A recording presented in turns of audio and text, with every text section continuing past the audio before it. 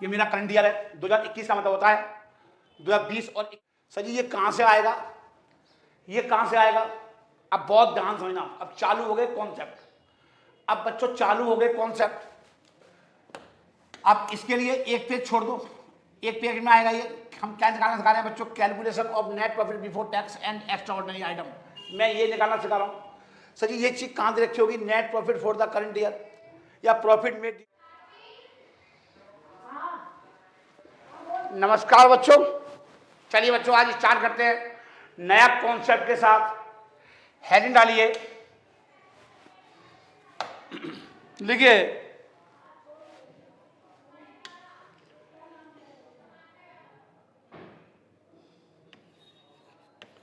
Cash flow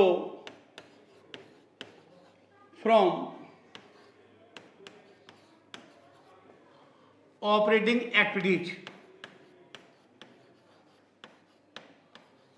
operating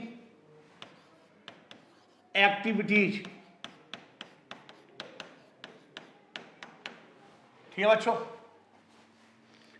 हम आपको क्या निकालना सिखा रहे हैं बच्चों? आपको cash flow from operating activities. आप एक काम करो बच्चों, उल्टे सीधे 3 पेज पे लाइनें खींच लो। पहले 3 पेज पे आएगा, ये 3 पेज पे आएगा बच्चों, खींचते जाओ 3 पेज पे।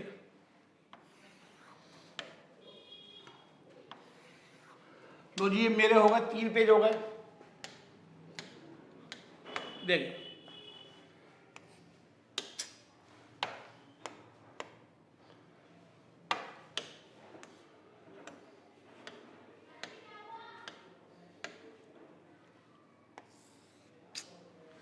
क्या हो रहा है ये?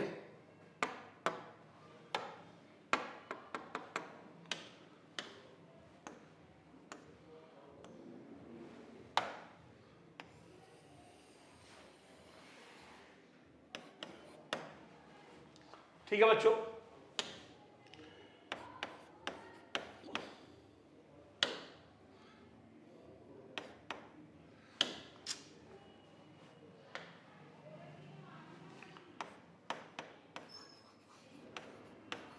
पार्टिकुलर्स, ठीक है बच्चों। फॉर द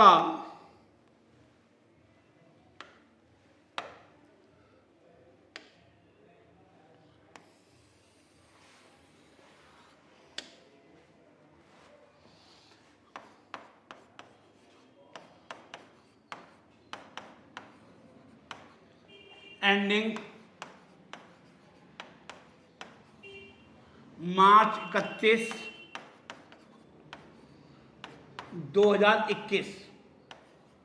ये मेरा करंट ईयर है 2021 का मतलब होता है 2020 और 21। चलिए बच्चों मैं अब कराना स्टार्ट कर रहा हूं बच्चों। लिखिए, देखो बच्चों net profit,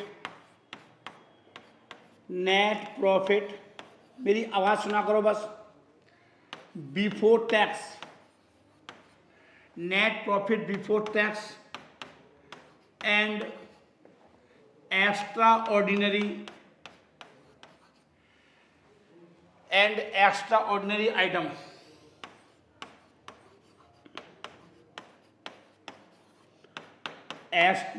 extra ordinary items, ठीक है बच्चों।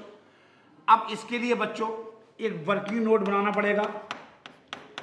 मैंने बताया था ये वर्किंग नोट 3 पेज के बाद बनेगा। ये वर्किंग नोट बनाना पड़ेगा 3 पेज के बाद। उल्टे सीधे 3 पेज खींच लो, उल्टे सीधे 3 पेज खींच लो बच्चों। लिखिए, हेडिंग डालिए, हेडिंग डालो बच्चों, working note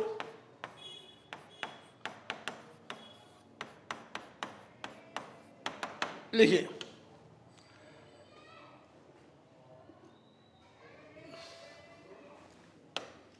calculation of net profit, calculation of net profit before tax and extra ordinary item, ordinary items. ठीक है बच्चों, अब इसमें क्या क्या आएगा बच्चों वो नोट करना है आपको। इसमें वो आपको नोट करना है, जो जो मैं सिखा रहा हूं आप वैसे ही नोट करिए, लाइनें खींच लो बच्चों।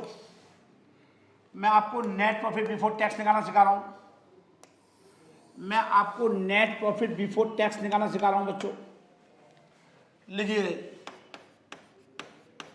पार्टिकुलर्स लिखिए, देखो नेट प्रॉफिट, नेट प्रॉफिट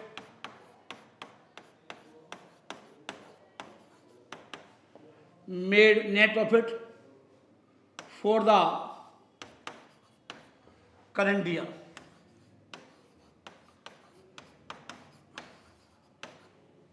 ये अमाउंट आ जाएगा।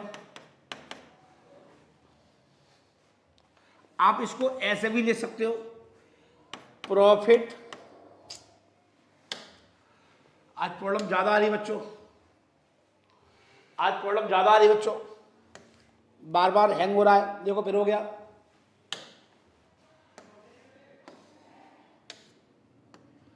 लिखिए,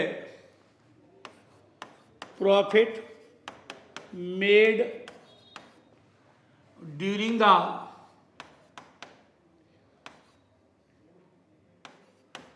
द करंट ईयर।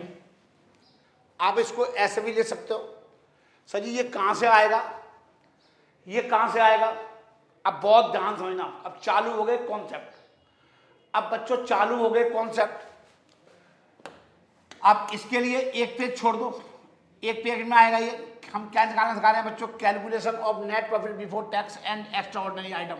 मैं ये निकालना सिखा रहा हूं। सर जी ये चीज कहां दे रखी होगी? Net profit for the current year या profit made during the current year. Sir जी ये कहां दे रखा होगा?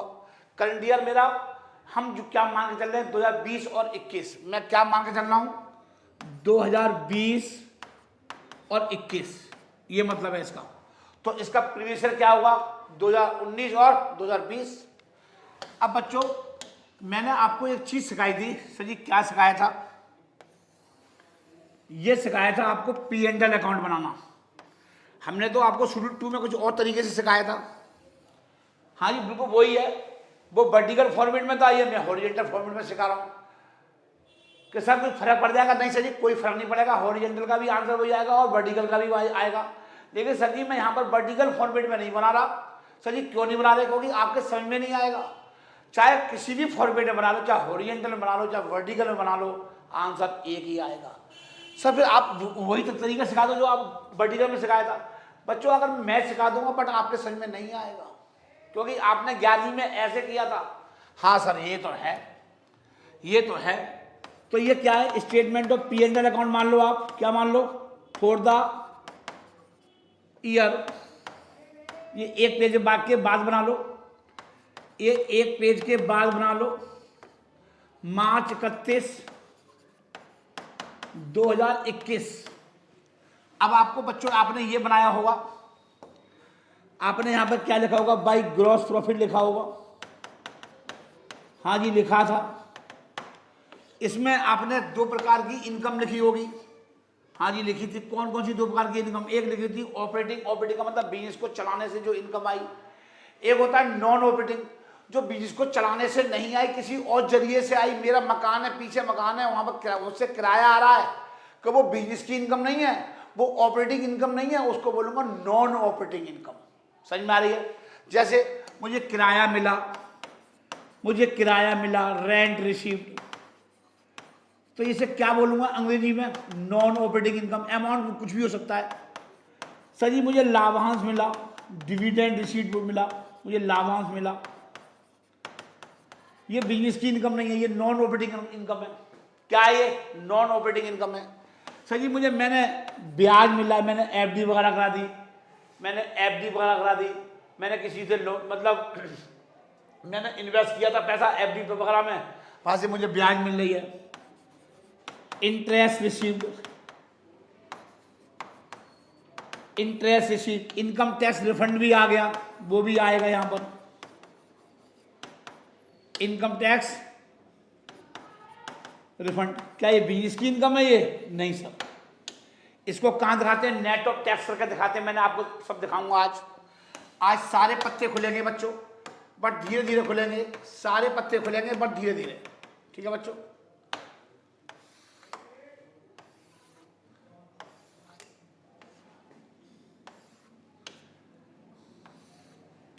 मैंने कोई लैंड एंड बिल्डिंग बेच दी, उस पर प्रॉफिट हो गया by gain on sale of tangible fix asset. मैंने कोई टेंजिबल फिक्स असेट बेच दी, टेंजिबल फिक्स असेट बेच दी, उस पर क्या हो गया? गेन हो गया by profit on sale of long term investment. मैंने लंबे समय के लिए इन्वेस्टमेंट किया, उस पर प्रॉफिट आ गया। ये सब क्या है? ये नॉन ऑपरेटिंग इनकम है। मैंने क्या कर रखा है? प्लस कर रखा है। मैंने क्या कर रखा है बच्चों? प्लस कर रखा है। अब क्या होगा बच्चों? ध्यान से देखेंगे, ये आया, इसे मैं क्या बोलूंगा बच्चों? इसको मैं क्या बोलूंगा बच्चों? ये जो प्रॉफिट आया, नेट प्रॉफिट, आज बहुत हैंग हो रहा है ये, नेट प्रॉफिट आफ्टर टैक्स, ये आफ्टर टैक्स आएगा। सपोज किया इन सबका टोटल 5 लाख रुपए आया, इन सबका टोटल 5 लाख रुपए आया, ये चीज यहां लिखी। अब इसमें से कुछ खर्चे किए होंगे। सर जी कौन कौन से खर्चे किए होंगे? आपने कुछ बिजनेस के खर्चे किए होंगे, जैसे आपने सैलरी दी, जैसे आपने बच्चों क्या दी? सैलरी दी, टू सैलरी दी, राजन सर जी को सैलरी दी। ये क्या, कौन सा खर्चा है? ये ऑपरेटिंग एक्सपेंसेस है। क्या ये? ऑपरेटिंग है। ठीक है, आपने विज्ञापन कराया, एडवर्टाइजमेंट कराया, टू एडवर्टाइजमेंट एक्सपेंसेस, ये भी क्या है? ये ऑपरेटिंग का खर्चा है। इससे वाकई फंड कम हुआ। मैंने आपसे कहा था कैश फ्लो स्टेटमेंट में सिर्फ 2-3 बातें देखते हैं कि एक ऑपरेटिंग, इन्वेस्टिंग और फाइनेंसिंग, और जो कैश आ रहा है इनसे और जो जा रहा है, बस यही देखना है और कुछ भी नहीं देखना, और कुछ भी नहीं देखना। ठीक है बच्चों, कुछ और चीज आती है सर जी क्या आता है? आपने कुछ प्रॉफिट में से कुछ एप्रोप्रिएशन बना दिया। एप्रोप्रिएशन मतलब जनरल रिजर्व में पैसा ट्रांसफर कर दिया। आपने कुछ पैसा कहां ट्रांसफर कर दिया? जनरल रिजर्व में, तो टू जनरल रिजर्व में ट्रांसफर कर दिया। एक बात बताओ, जनरल रिजर्व में आपने ट्रांसफर कर दिया, अल्टीमेटली ये प्रॉफिट आपका कम हो गया नहीं हो गया? आपका प्रॉफिट सपोज किया ये 50,000 रुपये आ रहा है। कब आ रहा है? ये चीज लेस होने के बाद, भाई इन टोटल किया, इसका क्रेडिट साइड का टोटल किया, उसमें से सारे डेबिट के आइटम घटा दिए, मतलब आपने जनरल रिजर्व भी घटा दिया। मतलब पैसा एक जेब से निकाल करके दूसरे जेब में डाल लिया। क्या किसी को दिया आपने? क्या आपका फंड कम हो गया? लेकिन आप यहां पर कितने हो गए? आप तो फंड कम दिखा रहे हो। ये 50,000 रुपये कब आए? ये लेस करने के बाद। सपोज किया ये 10,000 रुपये है, मान लिया 10,000 रुपये है, तो इसका मतलब ये हुआ कि ये 10,000 रुपये हमने क्या कर रखे हैं? लेस कर रखे हैं। किस में से लेस कर रखे हैं? सर जी इसमें से लेस कर रखे हैं। ये लेस हो गई है, ये लेस हो गई, ये माइनस कर रखे हैं। क्या आपका वास्तव में फंड कम हो गया? नहीं सर, हमने किसी को दिया नहीं है, लेकिन आपने क्या कर दिया? माइनस कर दिया। क्या कर दिया? क्रेडिट में से ये सारे खर्चे लेस कर दिए, तो आपने क्या कर दिया? माइनस कर दिया। तो 50,000 रुपये कब आ रहा है? इसे क्या आ रहा है? नेट प्रॉफिट आफ्टर टैक्स आ रहा है 50,000 रुपये। कब आ रहा है? जनरल रिजर्व को लेस करने के बाद। अब बहुत ध्यान से देखिए, हम क्या निकाल रहे हैं? Net profit for the current year. हम निकाल रहे हैं बिफोर। हम क्या निकाल रहे हैं सर जी? हम निकाल रहे हैं बिफोर। लेकिन ये प्रॉफिट जो दे रखा है 50,000 रुपये, कब दे रखा है? आफ्टर दे रखा है, जनरल रिजर्व लेस करने के बाद। मतलब जनरल रिजर्व क्या करके लेस कर रखे हैं। तो अब क्या करूंगा? ऐड करूंगा। सर जी क्यों ऐड करूंगा? क्योंकि ये पैसा मैंने अपनी एक जेब से निकाल करके दूसरे जेब में रख लिया, मैंने किसी को दिया नहीं है। लेकिन मेरे अकाउंटेंट ने, मेरे मुंशी ने, मेरे अकाउंटेंट ने क्या कर रखा है, लेस कर रखा है। तो क्या कर रखा है, लेस कर रखा। तो मैं अब क्या करूंगा, ऐड करूंगा। तो लिखिए ये यहां पर कितने आएंगे बच्चों, 50,000 रुपये आएंगे। यहां पर कितने आएंगे, 50,000 रुपये। Add transfer to general reserve, transfer to general reserve, general reserve कितने आएंगे, यहां पर ये वाला अमाउंट आएगा, ये वाला अमाउंट आएगा सर जी, ये वाला अमाउंट आएगा 10,000 रुपये। ये 10,000 रुपये आएंगे। क्यों कि ये जो 50,000 रुपये थे नेट प्रॉफिट आफ्टर टैक्स था, मुझे क्या बनाना है, बिफोर बनाना है। हमने ये लेस कर रखे हैं 10,000 रुपये, तो मुझे क्या करूंगा, ऐड करूंगा, क्योंकि एक जेब से पैसा दूसरी जेब में ट्रांसफर होगा, मेरा फंड कम नहीं हुआ। मैं ये निकालना चाह रहा हूं कि बिजनेस को चलाने से मेरे पास कितना फंड मौजूद है। लेकिन आपने ये 10,000 रुपये लेस कर दिए, तो इससे क्या कर रहा हूं, ऐड कर रहा हूं। मैंने किसी को दिया नहीं है सर जी। इसका मतलब और समझ लो, अगर पेपर में ऐसे दे रखा है 2019 और 2020 ये आ गया, और 2020, 20 और 2021। अब बहुत ध्यान समझना बच्चों, अब बहुत ध्यान समझना बच्चों। ये मेरा क्या है, करंट ईयर, और ये क्या है मेरा, प्रीवियस ईयर। समझ में आ रही है बच्चों। आप ईयर कुछ भी रख लो, आप 18, 19 रख लो, तो 19, 20 मेरा करंट ईयर हो जाएगा। समझ में आ रही है। अब आपको ये चीज ऐसे दे रखी है, कैसे दे रखी है सर जी,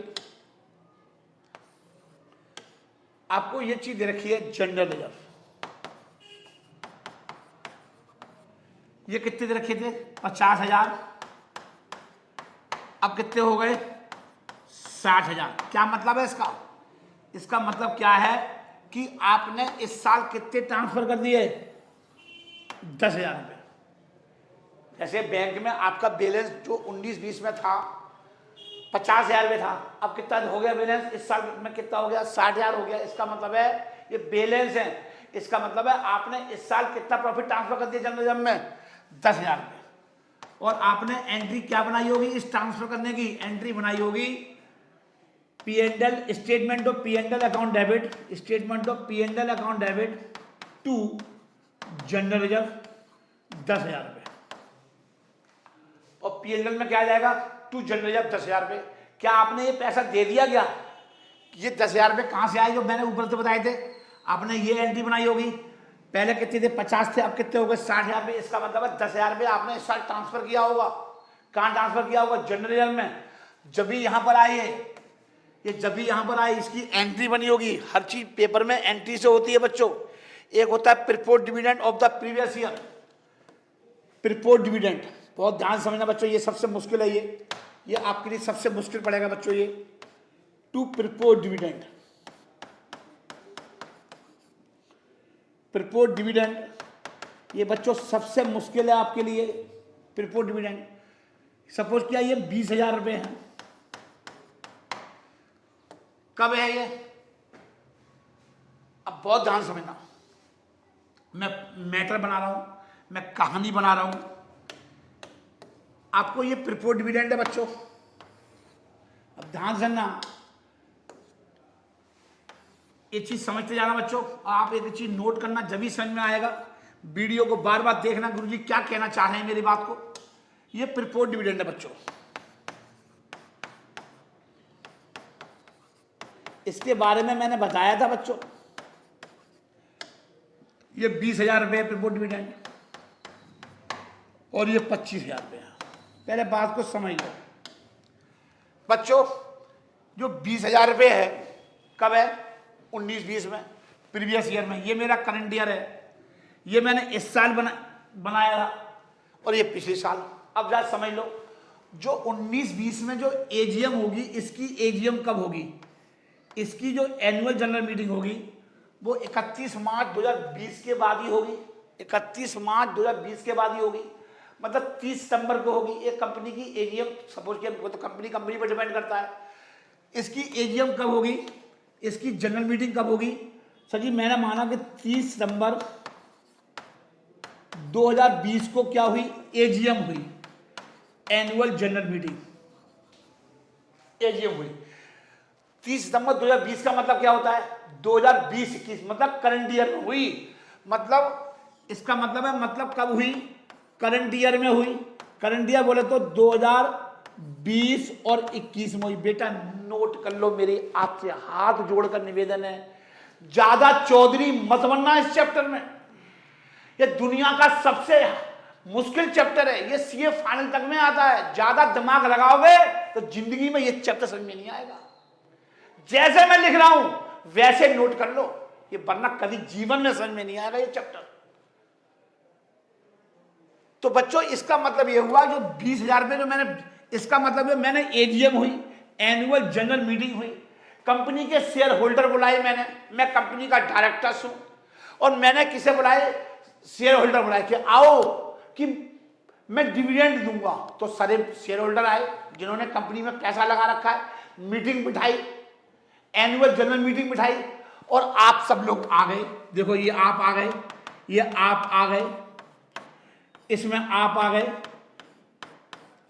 इसमें कुछ लड़के भी हो सकते हैं, कुछ लड़कियां भी हो सकती हैं, आदमी भी हो सकते हैं, औरतें भी हो सकती हैं। आप आ गए, मैंने बोला एजीएम में बोला, एजीएम बिठाई, ये एजीएम में आप आ गए, और मैंने बोला मैं डायरेक्टर हूं, ये अधिकार सिर्फ मेरे को मिला है एजीएम में बोलने का अधिकार। आप तो चुप बैठोगे, जो मैं बोलूंगा बस सुनोगे, बस मेरी बात को। आप केवल हाथ उठाओगे मीटिंग में, आपको केवल हाथ उठाने का अधिकार है, जैसे बोलने का अधिकार जो पार्लियामेंट में होता है। एक तो जो मैन बैठा होता है वो सुनता है आपकी बात को, बाकी का एक बोल रहा होता है, बाकी का तो मीटिंग में मेज थपथपारे होते हैं पार्लियामेंट में। तो बस आप वोट मेज थपथपाओगे, इसका मतलब है आप अपनी सहमति जता रहे हो, वोट डाल रहे हो। तो वही काम करना है बेटा आपको। और मैंने बोला मैं कंपनी का डायरेक्टर हूँ, राजीव जैन इस कंपनी के डायरेक्टर्स हैं, ये डायरेक्टर साहब हैं, राजीव जैन डायरेक्टर्स हैं, ये डायरेक्टर हैं। मैंने बोला मीटिंग में बोला आपसे कि मैं आपको बोल रहा हूं, एजीएम में बोल रहा हूं कि मैं आपको 20,000 रुपये का डिविडेंड बांटूंगा। प्रस्ताव रख रहा हूं मैं आपको, प्रपोज कर रहा हूं, मैं आपको प्रपोज कर रहा हूं।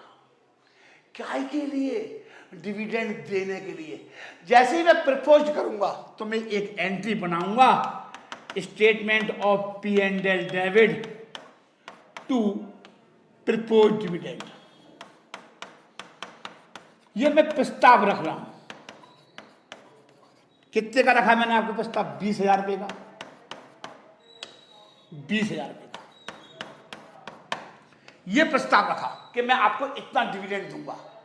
दिया नहीं है अभी दिया नहीं है, अभी एंट्री बनाई है, दिया नहीं है अभी। क्या दे दिया, नहीं दिया, इसका मतलब आपके जेब से तो नहीं गया, नहीं गया सर। तो इसको मैंने कहां लिखा, इसको सर जी मैंने यहां लिखा, ये लिखा 20,000 रुपये। कब का था, कब, पिछले साल का।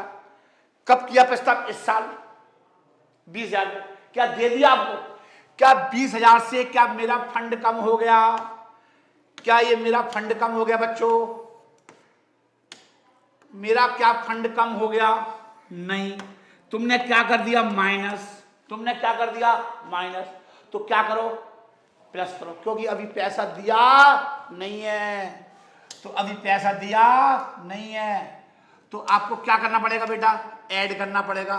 तो लिखो ऐड, लिखो propose dividend of previous year, propose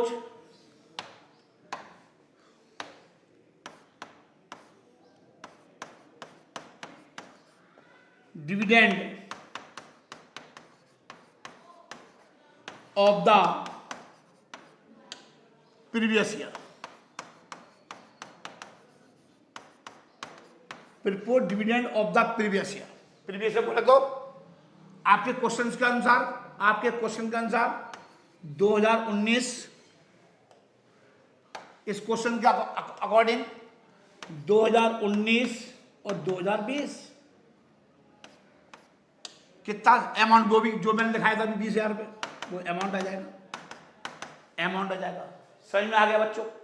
और जब भी मैं बांटूंगा, अब मैं क्या करूंगा, जब भी मैं बांटूंगा बच्चों, बांटूंगा मतलब जब मैं इसको डिस्ट्रीब्यूट करूंगा, अभी मैं डिस्ट्रीब्यूट भी तो करूंगा बच्चों, बांटूंगा भी तो। जब मैं पेमेंट करूंगा इस डिविडेंड का, इस डिविडेंड का मैं क्या करूंगा बच्चों, पेमेंट करूंगा। कब करूंगा? 31 मार्च 2021 को पेमेंट करूंगा। 31/3/2021 को पेमेंट करूंगा, करंट ईयर में पेमेंट करूंगा। तो जो आपने क्रेडिट किया था उसे क्या करूंगा, डेबिट करूंगा। Proposed dividend account debit to bank. जब भी मैं इसको पेमेंट करूंगा, जब भी मैं क्या करूंगा बच्चों, पेमेंट करूंगा 20,000 रुपये का। फिर सर जी ये कहाँ जाएगा? सर जी ये जाएगा फाइनेंशियल एक्टिविटी में। कहाँ जाएगा? फाइनेंशियल एक्टिविटी में जाएगा। प्रीपोज डिविडेंड को कहाँ दिखाऊंगा मैं इसको? फिर बच्चों में से कहाँ दिखाऊंगा इसको? क्योंकि मेरे पास से पैसा जा रहा है। तो मैंने बताया था कैश फ्लो स्टेटमेंट में केवल 3 एक्टिविटी आती है, ऑपरेटिंग, इन्वेस्टिंग और फाइनेंसिंग। तो मैं इसे कहाँ दिखाऊंगा सर जी? इसको फाइनेंसिंग एक्टिविटी में दिखाऊंगा। बेटा नोट कर लो, एक्टिविटी में दिखाऊंगा। और क्या कैसे दिखाऊंगा? 20,000 रुपये माइनस करके दिखाऊंगा। आउटफ्लो फंड है ये, क्या ये आउटफ्लो है। समझ में आ गया बच्चों? हाँ सर। अब जो कॉन्सेप्ट मैंने ये बताए थे, जो बताए थे मैंने बच्चों कॉन्सेप्ट, किसके बताए थे? प्रीवियस ईयर के बताए थे, 19-20 में बताए थे। इसका पेमेंट कब करूंगा? इस साल करूंगा। अब बताओ सर जी इसका क्या करूंगा? इसका जो करंट ईयर में बनाया था 60,000 रुपये, सर जी ये करंट ईयर का ये कब आएगा? इसको कहाँ दिखाऊंगा बच्चों? इसको कहाँ दिखाऊंगा बच्चों? इसको कहाँ दिखाऊंगा बच्चों? इसको दिखाऊंगा कंटिंजेंट लायबिलिटी में।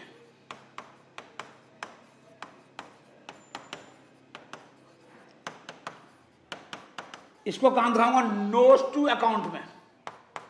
नोट्स टू अकाउंट में बैलेंस शीट के बिल्कुल नीचे बनते हैं नोट्स टू अकाउंट। और इसको 25,000 रुपये का आप इसका कुछ भी नहीं करेंगे। आप ये मान के चलो जो करंट ईयर में बनाया था 60,000 रुपये, इसका कुछ नहीं होगा कैश फ्लो स्टेटमेंट में। बाकी का आपको कुछ नहीं लिखना। इसको पेपर में दिखाई दे, करंट ईयर को दिखाई दे, इसको पेपर से काट दो, बिल्कुल दबा दो से, इसका कुछ नहीं होगा। बस आप इतनी सी बात समझ लो। केवल जो होगा केवल इसका होगा, इसका होगा 20,000 का। केवल किसका होगा? 20,000 का होगा, कुछ नहीं होगा। किसी का कुछ भी नहीं होगा, किसी का कुछ भी नहीं होगा, केवल 20,000 का होगा। समझ में आ रही बच्चों? आप उतार लो इतनी सी बात। एक बार क्या करूंगा बच्चों, एक बार मैं क्या करूंगा, एक बार मैं यहां पे ऐड करूंगा, एक बार मैं यहां पर ऐड करूंगा। देखो एक बार मैंने यहां पे ऐड कर दिया। और कहां करूंगा? लेस कहां करूंगा सर जी? फाइनेंसिंग एक्टिविटी में क्या करूंगा? माइनस करूंगा। आउटफ्लो ऑफ फंड होगा मेरा फाइनेंसिंग एक्टिविटी में। चलिए सर और बताइए सर, और भी कुछ आएगा? हाँ सर जी बिल्कुल आएगा। एक होता है इंटरिम डिविडेंड। अकाउंटेंट ने क्या किया? इसको खर्चा मान लिया। क्या मान लिया? खर्चा मान लिया। लिख लो बच्चों, टू इंटरिम डिविडेंड। मतलब इंटरिम का मतलब क्या होता है? मिड ईयर में कोई डिविडेंड बांट दिया, अचानक प्रॉफिट हो गया, कंपनी ने बांट दिया। और फाइनल डिविडेंड ही बोलते हैं। आपने क्या किया? खर्चा मान करके इसे आपने क्या कर दिया? लेस कर दिया। ये प्रॉफिट कब आया? ये 50,000 प्रॉफिट कब आया? लेस करने के बाद। लेस करने के बाद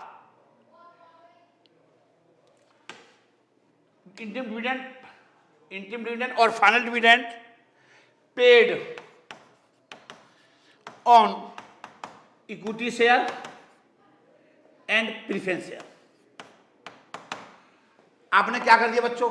आपने क्या किया होगा बच्चों? आपने माइनस कर दिया होगा। ये क्या किया होगा? ये आपने 50,000 में से क्या कर दिया होगा? सर ये माइनस कर दिया होगा। जबकि क्या है ये नॉन ऑपरेटिंग है। बिजनेस का खर्चा नहीं है, ये ऑपरेटिंग का खर्चा नहीं है, ये नॉन ऑपरेटिंग है। क्योंकि जब पैसा जब आपके पास आया होगा तो आपने कहाँ लिखा होगा? फाइनेंसिंग में। अब आप उसी पैसे पर क्या बांट रहे हो? डिविडेंड बांट रहे हो। आपने शेयर इश्यू करिए, इक्विटी किए, प्रीफरेंस शेयर किए, तो उसे कहाँ लिखा होगा? फाइनेंसिंग में। फाइनेंस के साधन है, फाइनेंस के साधन है, तो पैसा आया तो वो इनफ्लो। अब पैसा जाएगा तो कहाँ लिखोगे? आउटफ्लो में लिखोगे। कहाँ लिखोगे? फाइनेंसिंग में लिखोगे। इसको कहाँ लिखा जाएगा? फाइनेंसिंग में। लेकिन आपने क्या कर दिया, ये 50,000 रुपये, ये वाले 50,000 रुपये ये कब आए? ये जो 50,000 रुपये हैं बच्चों, ये 50,000 रुपये हैं। आप ये मानो ये 50,000 है, अब ये 50,000 रुपये हैं। इसमें हम क्या कर रहे हैं? प्लस कर रहे हैं। क्यों कर रहे हैं? क्योंकि हमने क्या कर दिया? माइनस कर दिए P&L अकाउंट में। आपने ऑपरेटिंग का खर्चा मान लिया, जबकि ये ऑपरेटिंग का खर्चा नहीं है, नॉन ऑपरेटिंग है। मतलब ये ऑपरेटिव बिजनेस को चलाने का खर्चा नहीं है, ये नॉन ऑपरेटिंग है। ये खर्चा इसको कहां दिखाऊंगा? फाइनेंसिंग में दिखाऊंगा। इसको कहां दिखाऊंगा बच्चों? और आपने कहां दिखा दिया? लिखो, ऐड करो, लिखो interim dividend, interim dividend, interim dividend और फाइनल डिविडेंड। और इसको फाइनल डिविडेंड ही बोलते हैं, इसको बच्चों फाइनल डिविडेंड ही बोलते हैं। डिविडेंड पेड ऑन इक्विटी या प्रीफरेंस शेयर, दोनों पे दिया जाता है, इक्विटी शेयर या प्रीफरेंस शेयर। अमाउंट जो मर्जी हो, अमाउंट जो मर्जी वो आप ऐड कर दोगे, क्योंकि आपने क्या कर रखा है? लेस कर रखा है। 50,000 में से क्या कर रखा है? आपने 50,000 में से क्या कर रखा है बच्चों? माइनस कर रखा है। आपने क्या कर रखा है? इसको क्या कर रखा है? माइनस। सपोज ये 5,000 रुपये थे, आपने क्या कर दिए? माइनस कर दिए। किसमें से? इसमें से।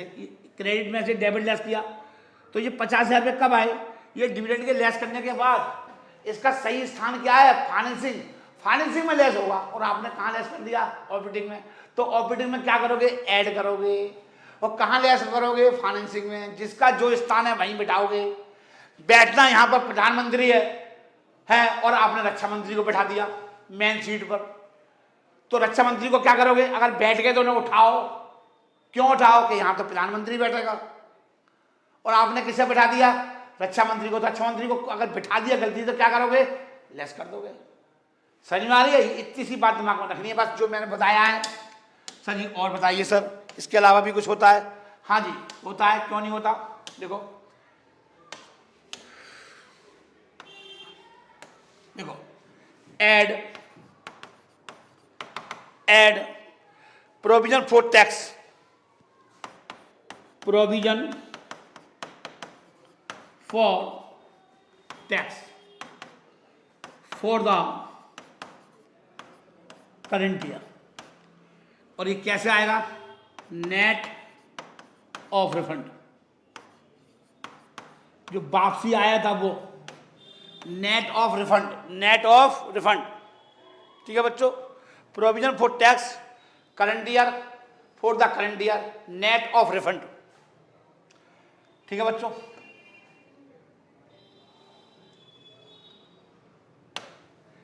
इसको ऐसे लिखोगे, ब्रैकेट एक जगह आएगा, आप चाहे ऐसे लिख दो, फॉर द करंट ईयर आएगा। कैसे आएगा? Net of refund. सर ये क्या मतलब है? मतलब बताता हूं, अब जरा मतलब समझ लो क्या मतलब है इसका। ये मतलब है, आपने यहां पर क्या लिखा हुआ? To provision for tax. कब? ये कब का है? 2020-21 का मतलब क्या होता है? 2020-21 का मतलब, इसका मतलब है करंट ईयर, मतलब मेरा करंट ईयर क्या है? 20-21 है। 2020, इसका मतलब 2020 और 21, ये मतलब है इसका। ये आपने इस साल बनाया होगा। इस साल कितना बनाया था? सपोज किया कि 30,000 बनाया था इस साल। ठीक है बच्चों? इस साल मैंने कितना बनाया? तो यहाँ जरा देखो, जरा यहाँ देखो जरा, मैं इस चीज को आपको यहाँ से समझा रहा हूँ। ये चीज़ों को यहाँ से वही चीज़ें से समझा रहा हूँ, सारे आइटम एक ही जगह समझा रहा हूँ। आपको ऐसे दे रखा है प्रोविजन फॉर टैक्स, कितना बनाया था मैंने इस साल? 30। चलो सब कुछ नोट कर लो। और ये था 25। ये हमने प्रोविजन बनाया था कि हम इतना हमने सरकार को टैक्स देंगे। कब बनाएगा? 20-21 में। तो P&L अकाउंट में मैंने इसकी एंट्री क्या बनाई होगी? इसकी मैंने एंट्री क्या बनाई होगी बच्चों? इसकी एंट्री क्या बनाई होगी? इसकी एंट्री बनाई होगी statement of P&L debit to provision for tax 30,000 रुपये। 30,000 रुपये हमने प्रोविजन बनाया और ये 30,000 रुपये देखो ये आ गए, हमने P&L अकाउंट में लिख दिए टू प्रोविजन फॉर टैक्स। ये कहाँ लिख दिया? P&L अकाउंट में लिख दिया। एक बात बताओ, क्या ये 30,000 रुपये हमने किसी को दे दिए? क्या हमने किसी को दे दिए? हमने दिए नहीं है, हमने अभी प्रॉफिट कम कर लिया। ये जो 30,000 रुपये जो आए ना बच्चों, ये जो 50,000 रुपये का जो प्रॉफिट आया, ये कब आया? ये कब आया? ये सर जी लेस होने के बाद आया। ये लेस होने के बाद आया, ये माइनस कर दिए। 50,000 रुपये कब आए? 30,000 रुपये माइनस करने के बाद। क्या आपने किसी को दे दिए? सर जी अभी तो नहीं दिए। क्या आपके पास से पैसा चला गया किसी को? सर जी अभी तो नहीं गया। क्या 2020-21 में चला गया? क्या करंट ईयर में आपने पेमेंट कर दिया? नहीं दी। ये तो आपके गले में मौजूद है, ये तो फंड मौजूद है, आपने दिया नहीं है। जब दिया नहीं किसी को, लेकिन आपने प्रॉफिट कम कर दिया, तो क्या करूंगा? ऐड करूंगा। क्या करूंगा बच्चों? ऐड करूंगा। तो लिखो बच्चों, कितना जो भी अमाउंट होगा, कितना अमाउंट होगा? 30,000 रुपये। तो यहाँ पे 30,000 रुपये क्या करूंगा? ऐड करूंगा। क्या करूंगा? ऐड करूंगा। सर जी और भी कुछ होगा? हाँ जी होगा। सर जी कहाँ पर होगा? जो पिछले साल का था, ये वाला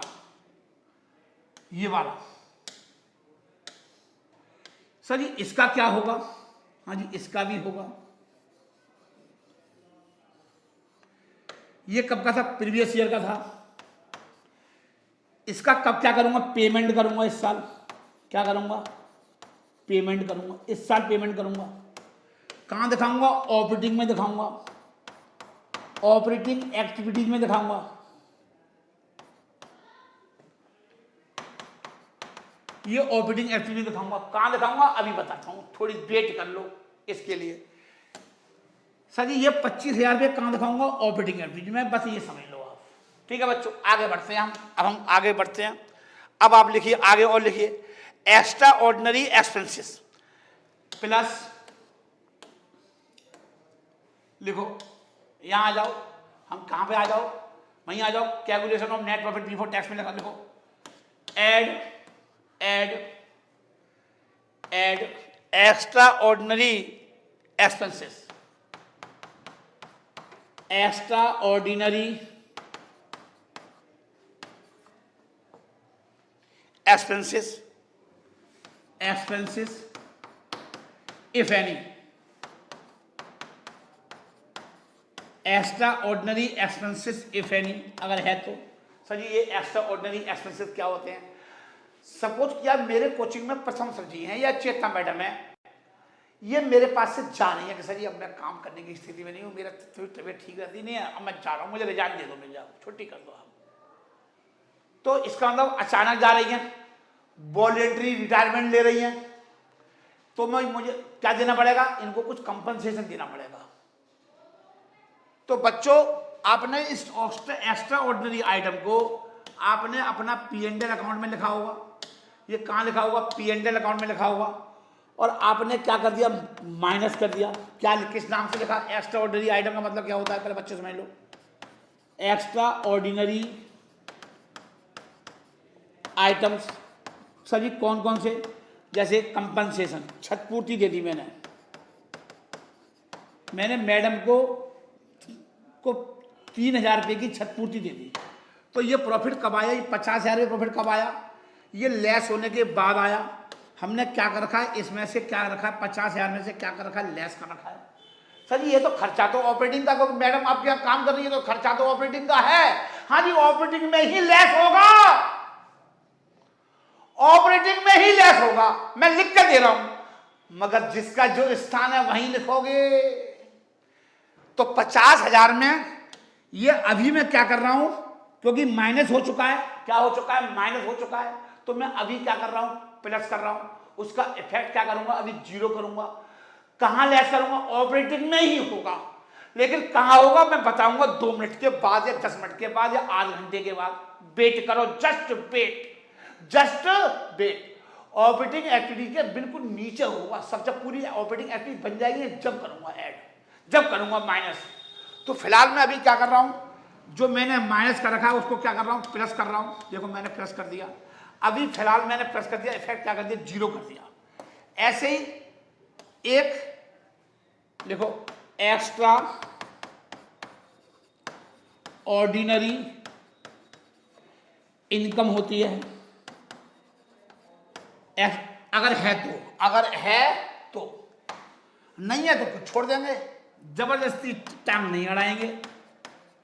सर जी एक्स्ट्रा ऑर्डिनरी इनकम क्या होती है, जैसे मेरा दुकान का स्टॉक जल गया और बीमा कंपनी से मेरे को एक इनकम आ गई, बीमा कंपनी ने मुझे क्लेम दे दिया बाय एक्स्ट्रा ऑर्डिनरी इनकम हो गई मेरे लिए एक। तो सर जी ये क्या होता है, ये एक्स्ट्रा ऑर्डिनरी इनकम होती है, claim received from insurance company. Sir जी ये तो इनकम है, ये ऑपरेटिंग इनकम है। एक बात बताओ, मेरे को ये 20,000 रुपये का क्लेम मिल गया, मेरा माल जल गया था और मुझे बीमा कंपनी से इनकम क्लेम मिल गया, तो मेरी तरह इनकम हो गई। तो अकाउंटेंट ने क्या किया, ये क्रेडिट में से डेबिट लेस कर दिया। इसका मतलब ये ऑलरेडी इसमें क्या कर रखा है, प्लस कर रखा है।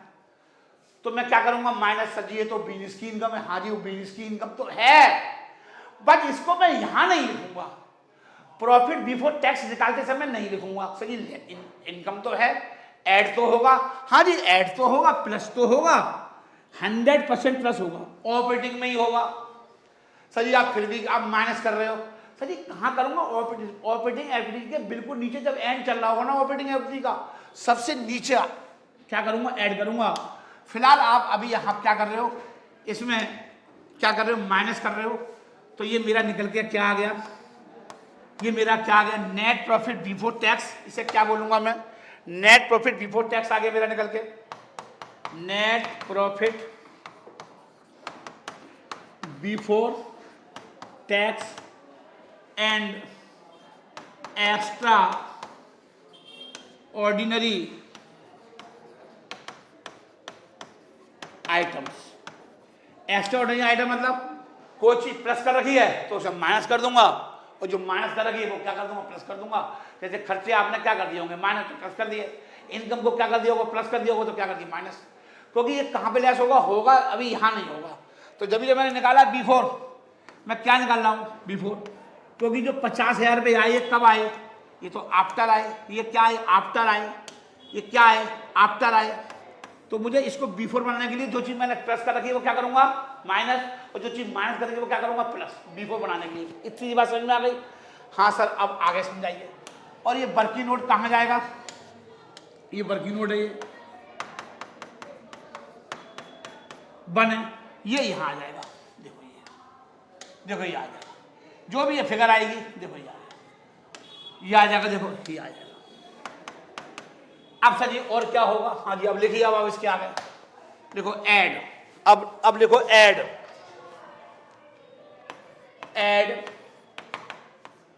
नॉन ऑपरेटिंग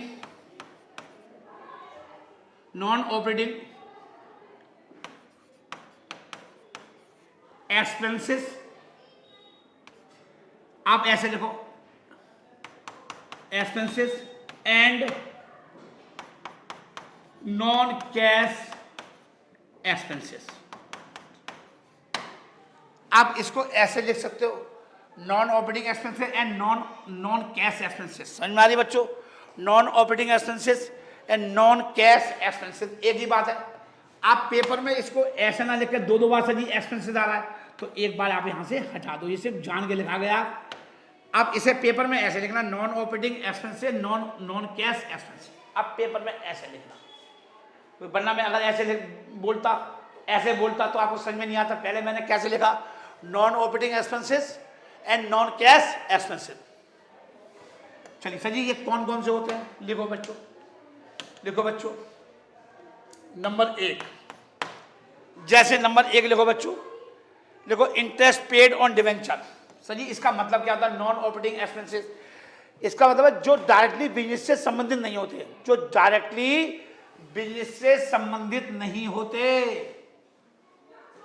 सर जी कौन से? Interest paid on debenture, dividend paid on share, ये बिजनेस से संबंधित नहीं होते। इनको कहां दिखाऊंगा? फाइनेंसिंग में। लेकिन कहां पे लेस कर दिए? आपने पी&एल अकाउंट में लेस कर दिए। तो जो चीज लेस कर दी वो क्या करूंगा? ऐड करूंगा, क्योंकि मुझे क्या निकालना है? Non operating. नॉन ऑपरेटिंग का मतलब जो ऑपरेटिंग का नहीं है, ऑपरेटिंग का है, केवल वो लेस करो। जैसे राजन सर को सैलरी दी, प्रथम को सैलरी दी, विज्ञापन कराया, ये सब जी बीच के खर्चे, इससे मेरा फंडों को कम होगा। तो जी इसका कुछ नहीं होगा, वो वास्तव में कम होगा। लेकिन कुछ खर्चे आपने ऐसे लिख दिए, आपने पी&एल अकाउंट जो बनाया था, ये 50,000 जो ले रखे हैं, ये जो प्रॉफिट जो ले रखा है, ये जो प्रॉफिट आया था, जो पी&एल अकाउंट का जो प्रॉफिट आया था, ये 50,000 आए थे। सर जी कैसे आए थे? ये 1 लाख रुपए थे पिछले साल, अब कितने हो गए? 1.5 लाख। तो इसका मतलब इस साल कितना प्रॉफिट आ गया? 50,000 का। ये वाला प्रॉफिट, ये वाला प्रॉफिट 1 लाख से पिछले साल अब कितने हो गए? 1.5 लाख। 1.5 लाख कैसे हो गए? पिछले साल कितने थे? 1 लाख। अब कितने हो गए? 1.5 लाख।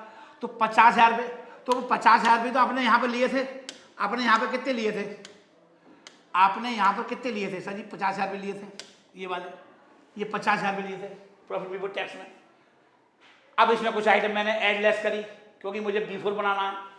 अब इसी प्रकार से बच्चों इस प्रॉफिट में, ये जो प्रॉफिट आ रहा है, ये जो 50,000 रुपये का प्रॉफिट आ रहा है, कब आ रहा है? आफ्टर आ रहा है। सर जी इसमें से क्या लेस कर रखा होगा? Interest paid on debenture less कर रखा होगा। आपने to interest paid on debenture भी लेस कर रखा होगा। सपोज किया कि 1,000 रुपये का पे किया डिवेंचर पर, ऐसे ही क्या लिख रखा होगा आपने? Interest paid on borings, on borings 2,000 रुपये। ये क्या आया? इन दोनों को आपने क्या कर रखा है? सर जी ये माइनस कर रखा है। किसमें से? इस 50,000 में से। इसमें से क्या कर रखा है? ये दोनों को क्या कर रखा है बच्चों? ये माइनस कर रखा है, ये माइनस कर रखा है। ये क्या कर रखा है बच्चों? ये माइनस कर रखा है इस 50,000 में से। क्या करूंगा? ऐड करूंगा। क्यों करूंगा? सर जी ये फाइनेंसिंग एक्टिविटी में जाएगा। हमने इसे क्या बना दिया? ऑपरेटिंग बना दिया। क्या ये ऑपरेटिंग का खर्चा है? इसका मतलब समझ लो, इसका मतलब हिंदी में समझ लो क्या मतलब है इसका बच्चों। कहां गया?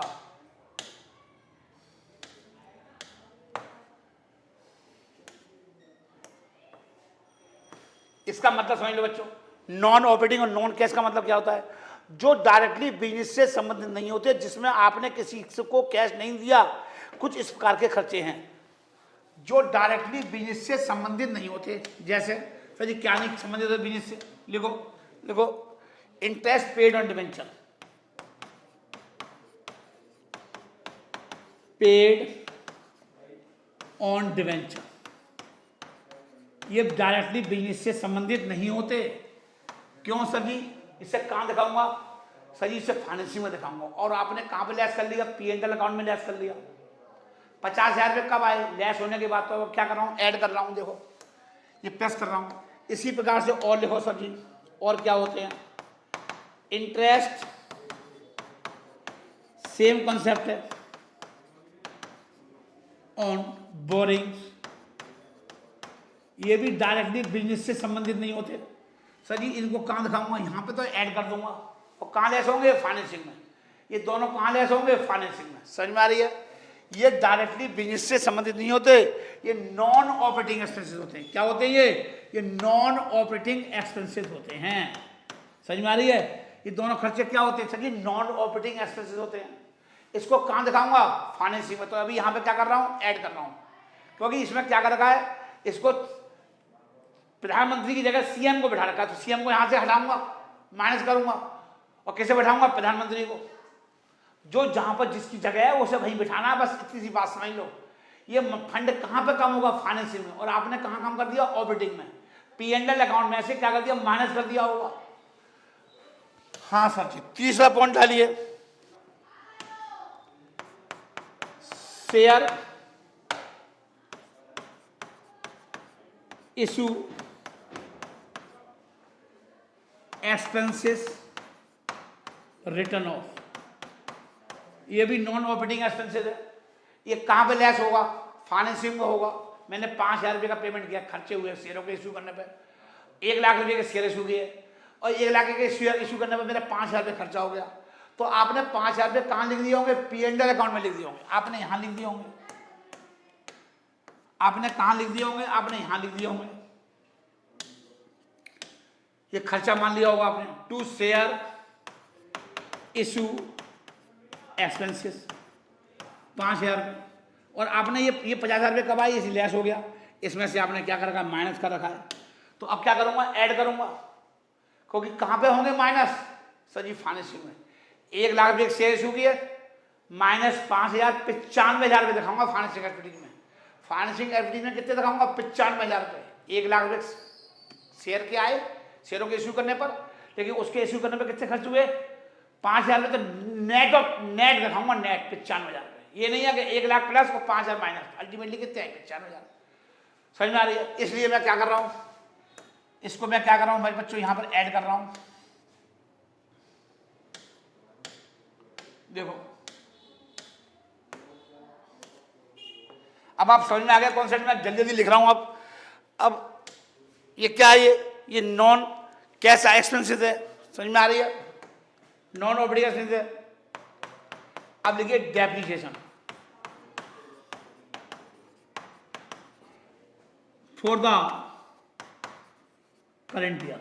जो आपने हिरास काटी, हिरास किस पे कटेगी? टेंजिबल फिक्स्ड एसेट्स पे। हिरास कहाँ पे कटेगी?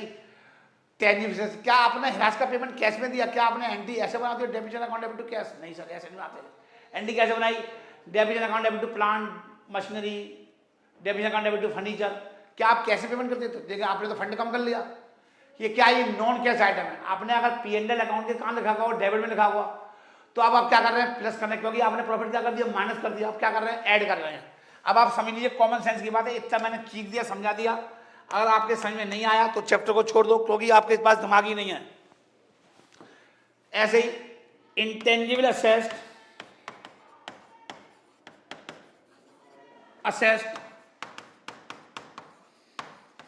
Return of.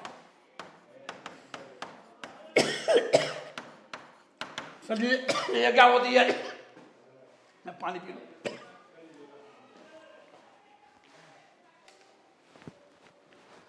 अब सर जी इसमें क्या क्या चीज आ सकती है?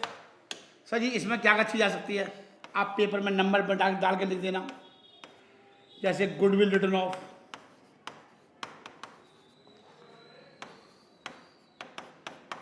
जो इंटेंजिबल एसेट्स होती है जिसको हम छू नहीं सकते, return of.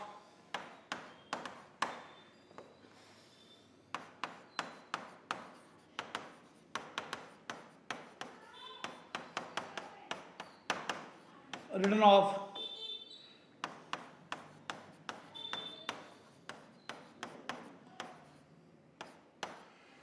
Goodwill, return of preliminary asset, return of trademark, return of. समझ में आ रही है? Discount on issue of share and debenture, discount on issue of share and debenture. ये सब क्या आएंगे बेटा? ये सब राइट अप होंगे। ये सब क्या करूंगा? क्योंकि ये सब सारे आइटम कहाँ लिख रखे होंगे आपने? P&L अकाउंट के डेबिट में, P&L अकाउंट के डेबिट में। तो क्या करूंगा? इसको सब प्लस करूंगा। आगे लिखो बच्चों, लिखो आगे। प्रीमियम लिखो, loss on sale of, loss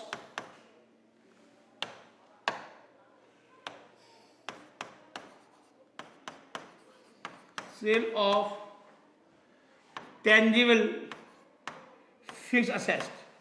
loss on sale of tangible fix assets. जैसे मैंने 1 लाख रुपए की असेट्स थी, 80,000 बेच दी, तो अकाउंटेंट ने क्या किया होगा? 20,000 रुपये कहाँ लिख दिए होंगे? P&L अकाउंट के डेबिट में। क्या आपने इसका किसी को कैश पेमेंट कर दिया? क्या आपने किसी को दे दिया क्या 20,000 रुपये? नहीं सर।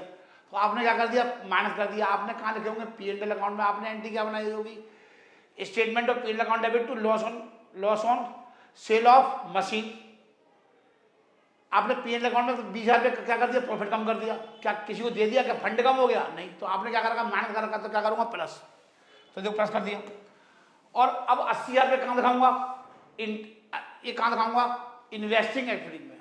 नेट पैसा किसका कितना आया, 1 लाख की एसेट्स थी, 20,000 रुपये के नुकसान में थी, तो 80,000 रुपये दिखाऊंगा कहाँ, इन्वेस्टिंग एक्टिविटी में। समझ में आ रही बच्चों, कहाँ दिखाऊंगा, इन्वेस्टिंग में। आगे देखो बच्चों, 7वां पॉइंट लिखो, देखो और भी हो सकते हैं। देखो premium on redemption of debenture, premium on redemption of debenture and preferential. मैंने बताया था आपको चैप्टर में, इश्यू ऑफ डिवेंचर वाले में, ये कहाँ दिखाते हैं, ये फाइनेंसिंग एक्टिविटी में दिखाते हैं। आपने 2 लाख रुपए के डिवेंचर का भुगतान किया 2/20 में, 2 लाख रुपए की फेस वैल्यू का आई थी, अब दे के रहा हूँ 2/20 दे रहा हूँ, तो 20,000 रुपये नुकसान हो गया। मुंशी जी ने क्या किया, 20,000 रुपये आपने खर्चा मान करके, लॉस मान करके आपने कहाँ ले दिया, पी अकाउंट में, प्रॉफिट कम कर लिया। तो यहाँ पे मैं क्या करूंगा, ऐड करूंगा, और कहाँ लिखूंगा, फाइनेंसिंग एक्टिविटी में लिखूंगा। जब पैसा आया था तो कहाँ लिखा था, फाइनेंसिंग में, अब जाएगा तो कहाँ लिखूंगा, फाइनेंसिंग में। आउटफ्लो ऑफ फंड हो गया, 2,20,000 रुपये का पेमेंट करूंगा, 2 लाख फेस वैल्यू का, 20,000 रुपये प्रीमियम के, 2/20। इसका सही स्थान कहाँ पर है, फाइनेंसिंग में, लेकिन आपने कहाँ लिख दिया, ऑपरेटिंग में। तो तभी तो मैंने बताया नॉन ऑपरेटिंग खर्च के खर्चे हैं, जो ऑपरेटिंग के नहीं है, जो नॉन ऑपरेटिंग है, वो उसे क्या करूंगा, प्लस करूंगा। चलिए सर, सही कह रहे हो आप। और देखो sir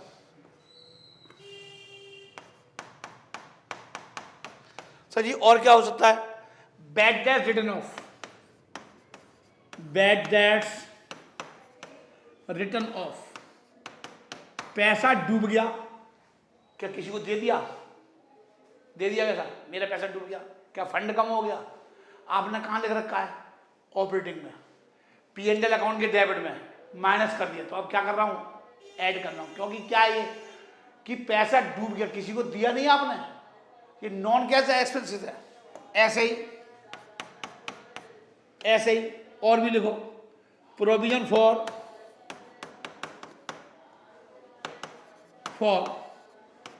doubtful debts,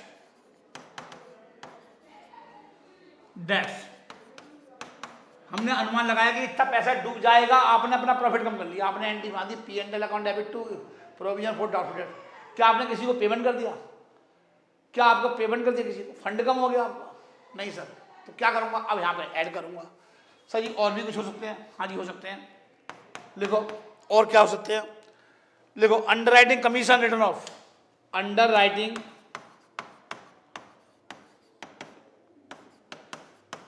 commission return of. ये आपने अपने शेयरों को बेचने के लिए अंडर राइटर को पैसा दोगे, तो कहाँ लिखा जाएगा, ये फाइनेंसिंग में, आपने कहाँ लिख दिया, ऑपरेटिंग में, P&L अकाउंट के डेबिट में। तो क्या करूंगा, ऐड करूंगा, क्योंकि इसका सही स्थान कहाँ पर है, ये फाइनेंसिंग में लेस होगा। ये कहाँ लेस होगा, फाइनेंसिंग में। चलिए सर और बोलो सर, और भी कुछ है, हाँ जी है सर, लिखो सिंकिंग फंड में पैसा ट्रांसफर कर दिया आपने कुछ पैसा सिंकिंग फंड में ट्रांसफर कर दिया, डिवेंचर रिडेम्पशन फंड ही बोलते हैं, सिंकिंग फंड को क्या बोलते हैं, डिवेंचर रिडेम्पशन फंड। समझ में आ रही है। और बोलो सर जी, इसके अलावा भी कुछ हो सकता है, और भी कुछ होगा जो आपको लगे कि हाँ जी ये नॉन ऑपरेटिंग एक्सपेंसेस है, तो उसे क्या करोगे, यहाँ पे ऐड कर दोगे। चलिए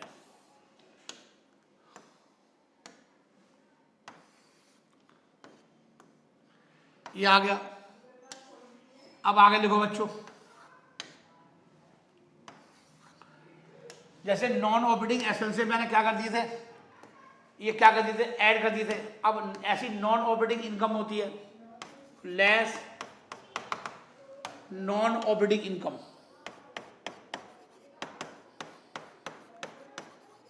नॉन ऑपरेटिंग इनकम, जैसे जैसे मैंने यहाँ पे लिखा है तो बच्चों देखो चेक करो, जैसे किराया मिला, क्या ये बिजनेस की इनकम है? नहीं सर। क्या मैं इसका काम कर रहा हूँ?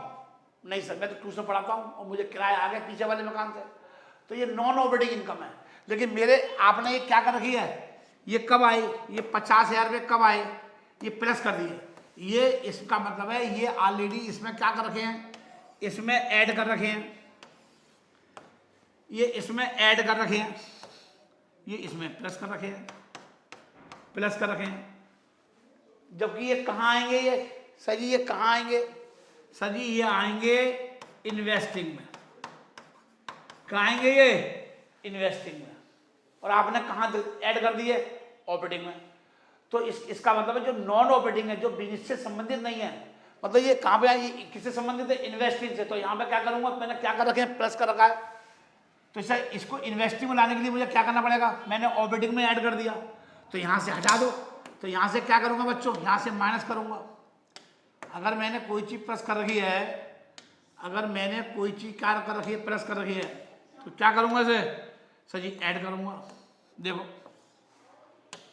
कौन कौन से आइटम है, लिखो जो सारे आइटम जो मैंने लिखाए थे अभी, लिखो फटाफट, लिखो।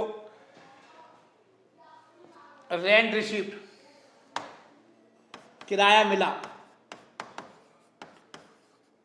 क्योंकि मैंने क्या कर रखा है, प्लस कर रखा है, तो ये क्या हो जाएगा, माइनस हो जाएगा। किराया मिला।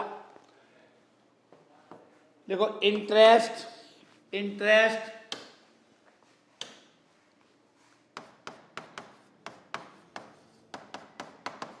Received on investment, interest received on investment कहाँ आएगा ये, हमने क्या कर रखा है, 50,000 रुपये में क्या कर रखा है, प्लस, तो अब क्या करूंगा, माइनस। और कहाँ दिखाऊंगा, ये इन्वेस्टिंग में। Dividend received on investment, dividend received, dividend received, sir जी इसे कहाँ दिखाऊंगा, इसे इन्वेस्टिंग में दिखाऊंगा। जो पैसा इन्वेस्ट किया था शेयर वगैरह में, अब मुझे क्या करना पड़ेगा, सर जी मुझे इसे कहाँ दिखाना पड़ेगा, इन्वेस्टिंग में। और मैंने कहाँ दिखा दिया, ऑपरेटिंग में, तो क्या कर दूंगा, माइनस।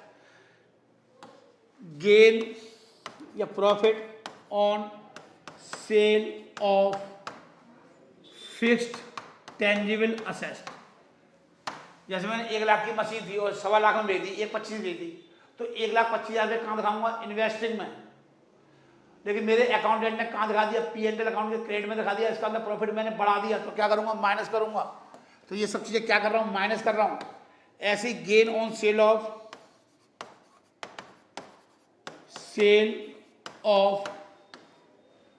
नॉन ट्रेड इन्वेस्टमेंट, देखो gain on sale of investment, investment non trade investment, investment, ये आइटम है। अगर कोई इनकम टैक्स रिफंड भी दे रखा है तो यहाँ पे भी वो क्या हो जाएगा, क्योंकि मैंने प्लस कर रखा होगा, तो यहाँ पे क्या हो जाएगा, माइनस। ठीक है, क्योंकि मुझे नेट ऑफ टैक्स दिखाना होता है। और ये सारे आइटम क्या करूँगा, इसमें पहले ऐड करूँगा, फिर इसे क्या करूँगा, लेस कर दूँगा, इसमें से लेस करूँगा। जैसे मैंने क्या किया था, ध्यान से देखो बच्चों, मैंने पहले प्रॉफिट बिफोर टैक्स निकाला, फिर इसमें क्या किया, ये आइटम मैंने क्या करे, ये ऐड करे, ये सारे आइटम मैंने ऐड करे, पहले ऐड करे, और इन सब का क्या किया मैंने, टोटल किया। क्या किया मैंने, टोटल किया। टोटल करके फिर क्या करिए, इसमें प्लस कर दिया। नेट प्रॉफिट बिफोर टैक्स में सारे आइटम मैंने एक साथ प्लस कर दिए, ये आ गया। फिर इसमें से ये आइटम नॉन ऑपरेटिंग इनकम थी, वो मैंने क्या कर दी, माइनस कर दी। उसके बाद ये आ गया। अब आप लिखिए, इसको क्या बोलूँगा, लिखो अंग्रेजी में, लिखो अंग्रेजी में, लिखो operating profit before working capital change, operating profit, operating profit before working capital, working capital change. ठीक है, operating capital before working capital change. अब बच्चों 2 आइटम ऐड होंगे और 2 आइटम क्या करूंगा, लेस करूंगा। मैं 2 आइटम क्या करूंगा, ऐड करूंगा, और 2 आइटम मैं क्या करूंगा बच्चों, लेस करूंगा। सर जी कौन कौन से दो आइटम ऐड करूंगा, दो आइटम लेस करूंगा। नंबर एक देखो, add decrease in current asset, decrease in current asset. Sir ji current asset कौन कौन सी होती है? सर जी जैसे स्टॉक, इन्वेंट्री, इन्वेंट्री होती है। अगर मेरा कम हो रहा है तो क्या करूंगा, ऐड करूंगा। क्यों ऐड करूंगा, इसका मतलब मैं जस्ट 2 मिनट बाद बताऊंगा। Inventory, prepaid expenses, accrued income,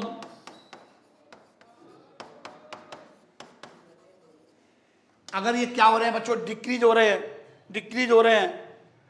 और ऐसे ही कोई ट्रेड रिसीवेबल है। सर जी ट्रेड रिसीवेबल बोले तो कितना समझाया था मैंने आपको, BR प्लस डेटर्स। अगर ये डिक्रीज हो रहे हैं तो क्या करूंगा, प्लस करूंगा। सर जी समझा दो, जरा समझा दो। सर जी यहीं समझा दो, हाँ जी यहीं समझ लो, यहीं समझ लो। जैसे मैं आपको एग्जाम्पल देकर बता रहा हूं, जैसे मेरा क्लोजिंग बैलेंस था, ये होता ओपनिंग बैलेंस, ठीक है, क्लोजिंग बैलेंस और ओपनिंग बैलेंस। जैसे डेटर्स मेरे क्या ट्रेड रिसीवेबल है। जैसे मेरे डेटर्स है, जल्दी समझ में आएगा आपको ये बात। ये कितने थे, ये थे मेरे 70,000 ओपनिंग बैलेंस, मतलब ओपनिंग बैलेंस मतलब 19-20, 19 और 20, और क्लोजिंग बैलेंस मतलब 20-21 करंट ईयर। इसको क्या बोलूँगा, करंट ईयर, ये क्या बोलूँगा, प्रीवियस ईयर। अब रह गए 50,000, इसका मतलब है कि मेरा बैलेंस कितना रह गया, घट करके 50,000 रह गया। इसका मतलब है 20,000 रुपये मेरे को रिसीव्ड हो गए, मेरा फंड बढ़ गया।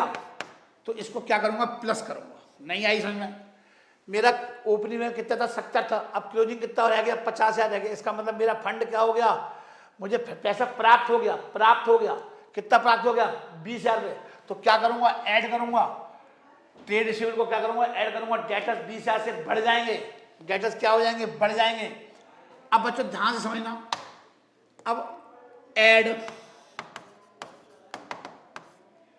डिक्रीज का उल्टा क्या होता है, इंक्रीज। जब एक चीज डिक्रीज होगी तो एक चीज क्या होगी, इंक्रीज होगी। इंक्रीज इन, ये करंट एसेट्स है तो क्या आएगा यहां पर, करंट लायबिलिटीज आएगा। बिल्कुल रिवर्स कर दूंगा। करंट एसेट्स का उल्टा क्या होता है, रिवर्स क्या होता है, करंट लायबिलिटीज।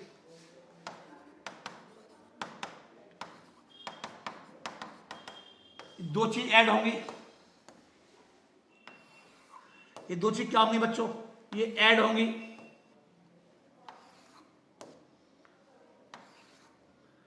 हाँ सर, ये दो चीज क्या होंगी बच्चों, ऐड होंगी। सर जी कौन कौन सी, सर जी ये भी लिखा दो। सर जी एक तो होता है ट्रेड पेबल,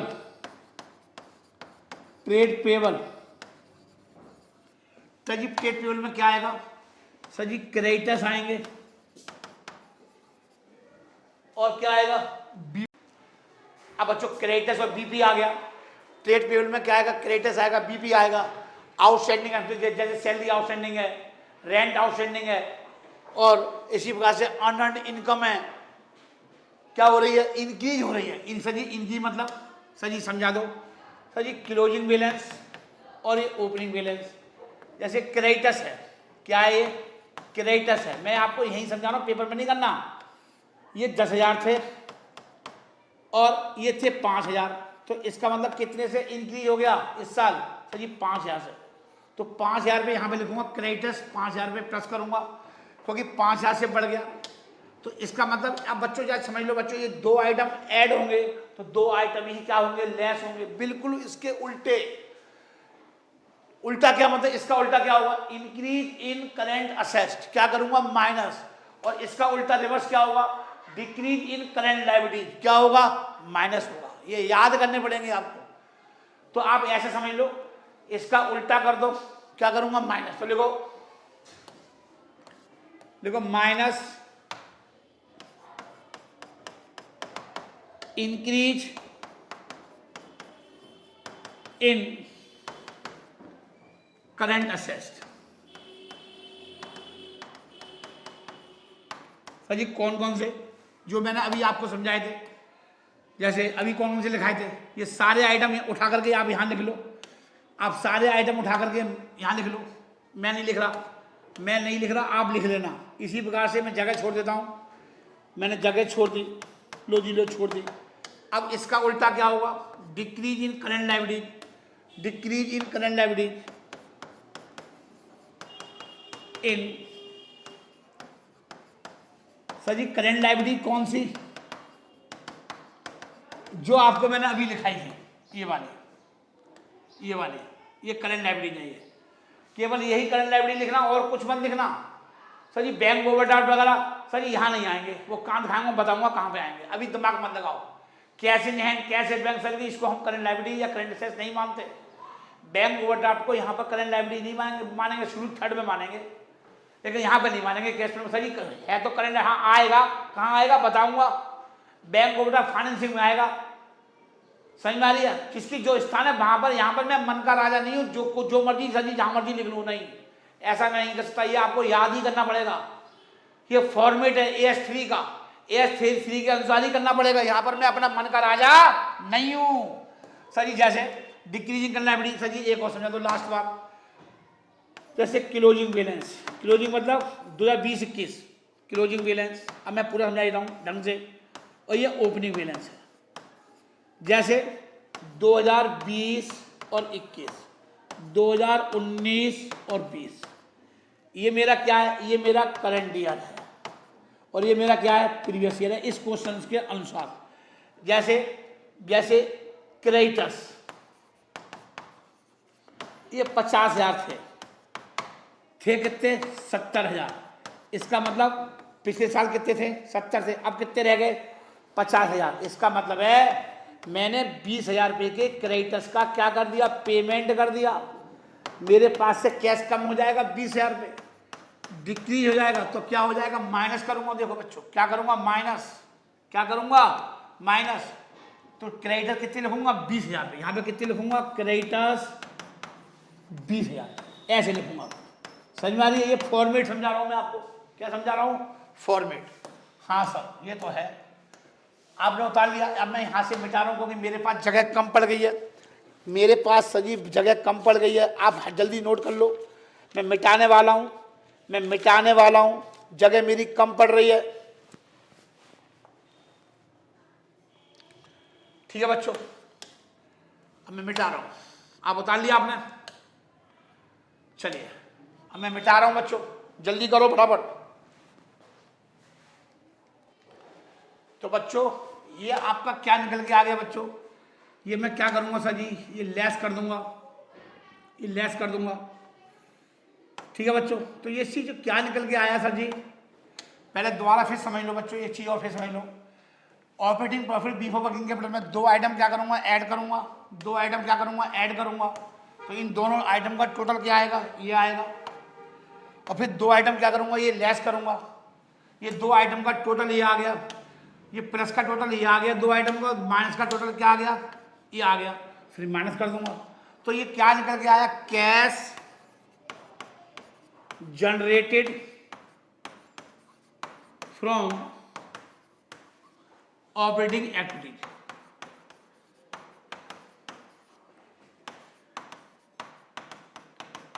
ये आ गया बच्चों, cash generated from operating activity, cash generated from operating activity. देखो टैक्स पेड, अब मैं टैक्स पे करूंगा, अब मैं क्या करूंगा बच्चों, tax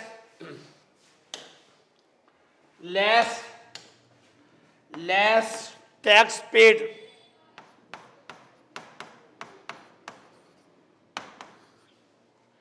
net of refund, net of refund. समझ में आ रही है सर जी, कौन सा, लिख लो,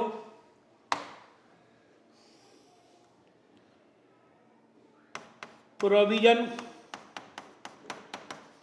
फॉर टैक्स, कब का, प्रीवियस ईयर का, जैसे मैंने आपको ये कोई यहाँ समझाया था, देखो अब दिखा रहा हूं मैं आपको। देखो मैंने यहां समझाया था आपको, ये वाला कब का, पिछले साल का। ये ऑपरेटिंग एक्टिविटीज में क्या होगा, लेस होगा। कब का लेस होगा, देखो प्रीवियस ईयर का, ये प्रीवियस ईयर है 19-20, जो आपने 19-20 में बनाया था। ये कब बनाया था आपने, 19-20 में। ये कब बनाया था, 25,000 में 19-20 में। पिछले साल का पेमेंट कब करूंगा मैं, इस साल। मतलब पिछले साल का पेमेंट मैं कब करूंगा, मैं इस साल। ये पेमेंट मैं कब करूंगा बच्चों, इस साल करूंगा। जो प्रीवियस ईयर का था उसका पेमेंट कब करूंगा बच्चों, इस साल करूंगा। ये पेमेंट करूंगा मैं इस साल। पेमेंट कब करूंगा, करंट ईयर में, मतलब 2020 और 21 में करूंगा पेमेंट। ये मतलब है। ये लेस होगा बच्चों, क्या होगा, लेस होगा। देखो ये आगे देखो मैंने लिख भी दिया, provision for tax previous year, मतलब 19-20 का, 19-20 का क्या करूंगा, ये लेस करूंगा। ठीक है बच्चों। अब एक चीज और लिखो, ऐड यहां पे ऐड करूंगा, ऐड एक्स्ट्रा ऑर्डिनरी इनकम।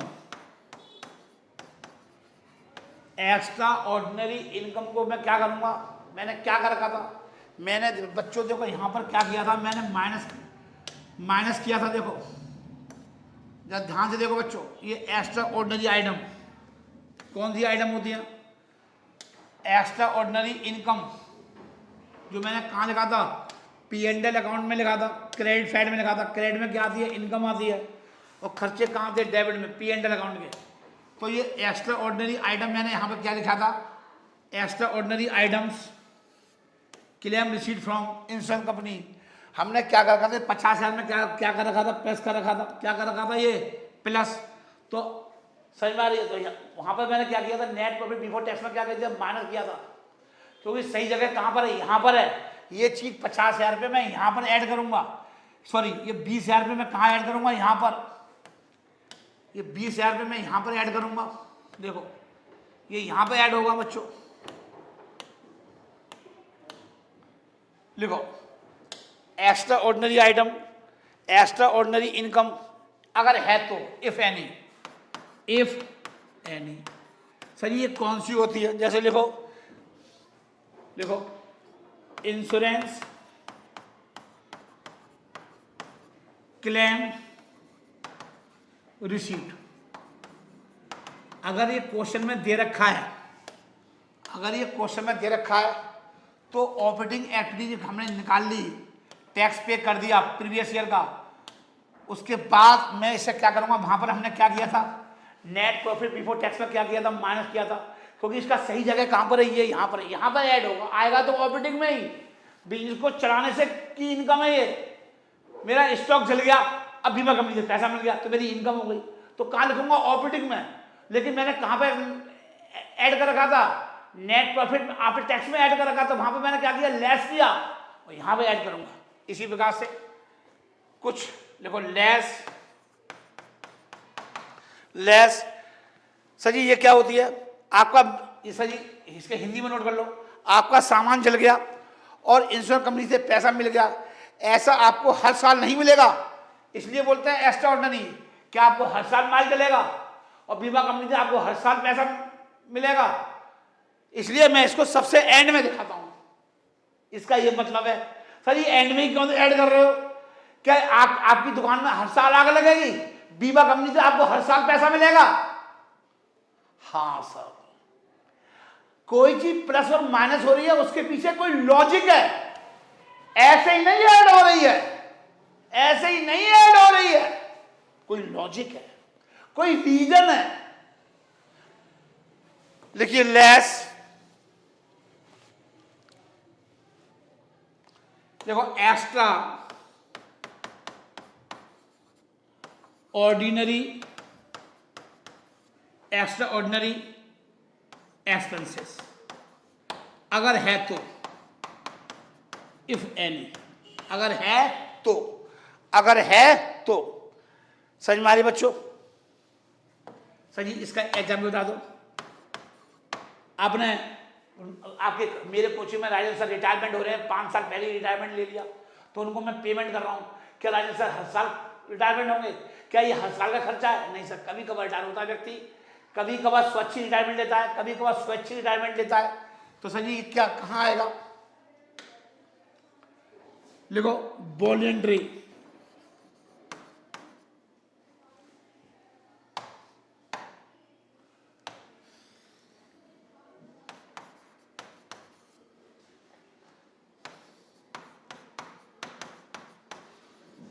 आपने वॉलेंट्री रिटायरमेंट में कुछ पैसा दिया, आपने वॉलेंट्री रिटायरमेंट में कुछ पैसा दिया, या कोई कंपनसेशन पे किया, क्षतिपूर्ति दे रहे हो, कंपनसेशन पेड। कोरोना के टाइम पर हजारों वैकेंसी खाली हो गई, कंपनी ने निकाल दिया, तो कंपनी कहती है भाई आप 3 महीने की सैलरी ले लो और आप कहीं जॉब देख लो, हमारी कंपनी के पास पैसा नहीं है। तो इसलिए ये सब क्या है, यहाँ पर लेस होगा। और वहाँ पे मैंने क्या किया था, ऐड किया था, प्रॉफिट बिफोर टैक्स में मैंने क्या किया था, ऐड किया था। कहाँ पर लेस होगा? यहाँ पर। ठीक है बच्चों, तो ये 2 आइटम है। अभी फिल्म का एंड चल रहा है, तो सर जी ये क्या आ गया? लिखो बच्चों, ये क्या आ गया निकल के? कैश फ्लो फ्रॉम, लिखो कैश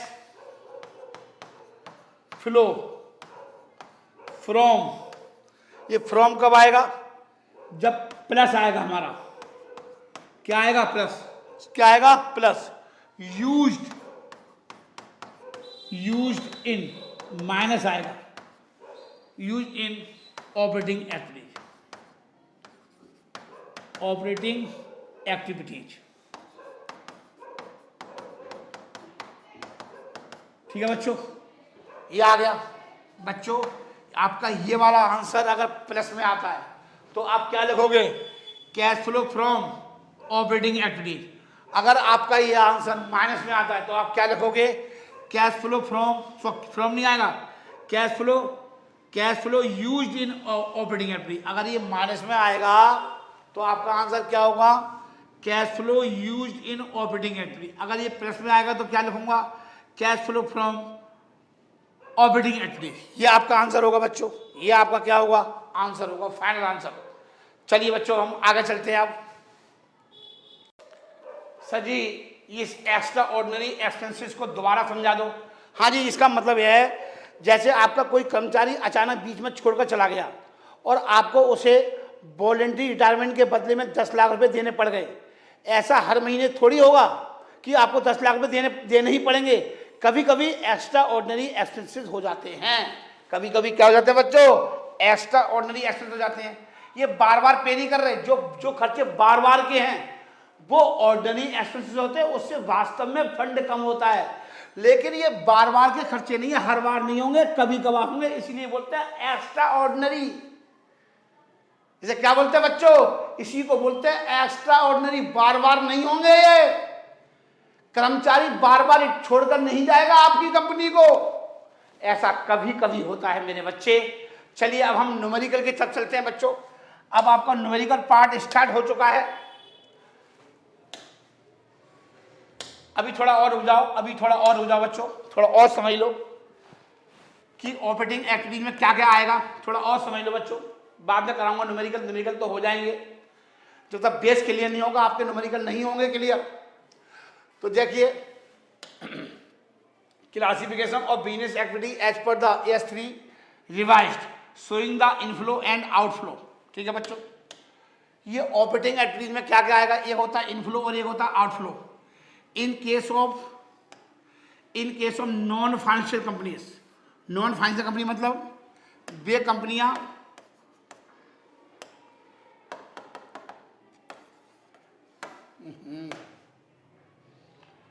नॉन फाइनेंशियल कंपनी क्या होती हैं? सर जी जैसे एक्सपर्ट कोचिंग सेंटर, ये नॉन फाइनेंशियल है। मैं पैसे का लेन देन नहीं करता, मैं रुपये पैसे का लेन देन नहीं करता, तो ये कहाँ आएगा? नॉन फाइनेंशियल कंपनीज में आएगा। जैसे कैश से मैंने माल बेचा, cash receipt from royalty commission and fees, मुझे कोई रॉयल्टी आई, कमीशन आया, कोई फीस मिली, वो कहाँ आएगा? इनफ्लो में आएगा।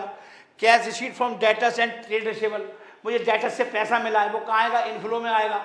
वो पेपर में आपसे पूछ लेगा कोई एग्जाम्पल बताओ, 2 इनफ्लो के और 2 आउटफ्लो के, किसके? ऑपरेटिंग के। तो ये आपको एग्जाम्पल लिख देना। आउटफ्लो के जब दुकान के लिए आप माल खरीदोगे, cash purchase, cash paid to trade payable और ट्रेड क्रेडिटर्स, क्रेडिटर्स को भुगतान कर दिया, बीपी का भुगतान कर दिया, वो यहाँ आएगा। Payment of operating expenses, business से संबंधित खर्चे कौन कौन से होते हैं, जैसे सैलरी दी, बेजेज दी, ऑफिस के खर्चे दिए, सेलिंग एक्सपेंसेस, ये सब क्या है? ये ऑपरेटिंग है।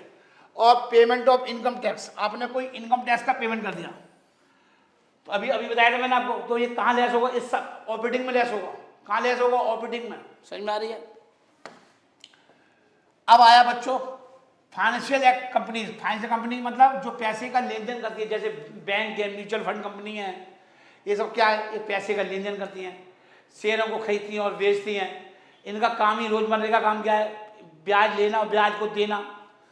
अब ध्यान से देखो, जैसे interest and dividend receipt in cash, ये कहाँ आएगा? ये ऑपरेटिंग में आएगा। कहाँ आएगा ये? क्योंकि इनका रोजमर्रा का काम है। एक फाइनेंशियल कंपनीज के रोजमर्रा का काम कौन सा होता है? Interest and dividend receipt in cash, ये इनफ्लो है। क्या है ये? इनफ्लो। ऐसे ही बच्चों, क्या हो गया?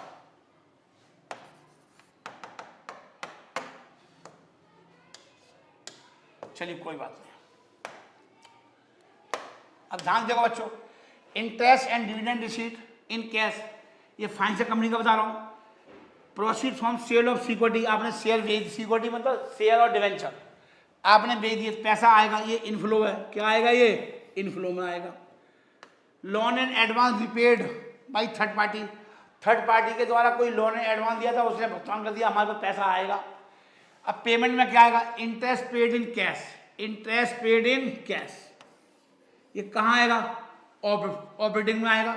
फाइनेंशियल कंपनी के कैश फ्लो में आएगा। किस में आएगा? Cash outflow.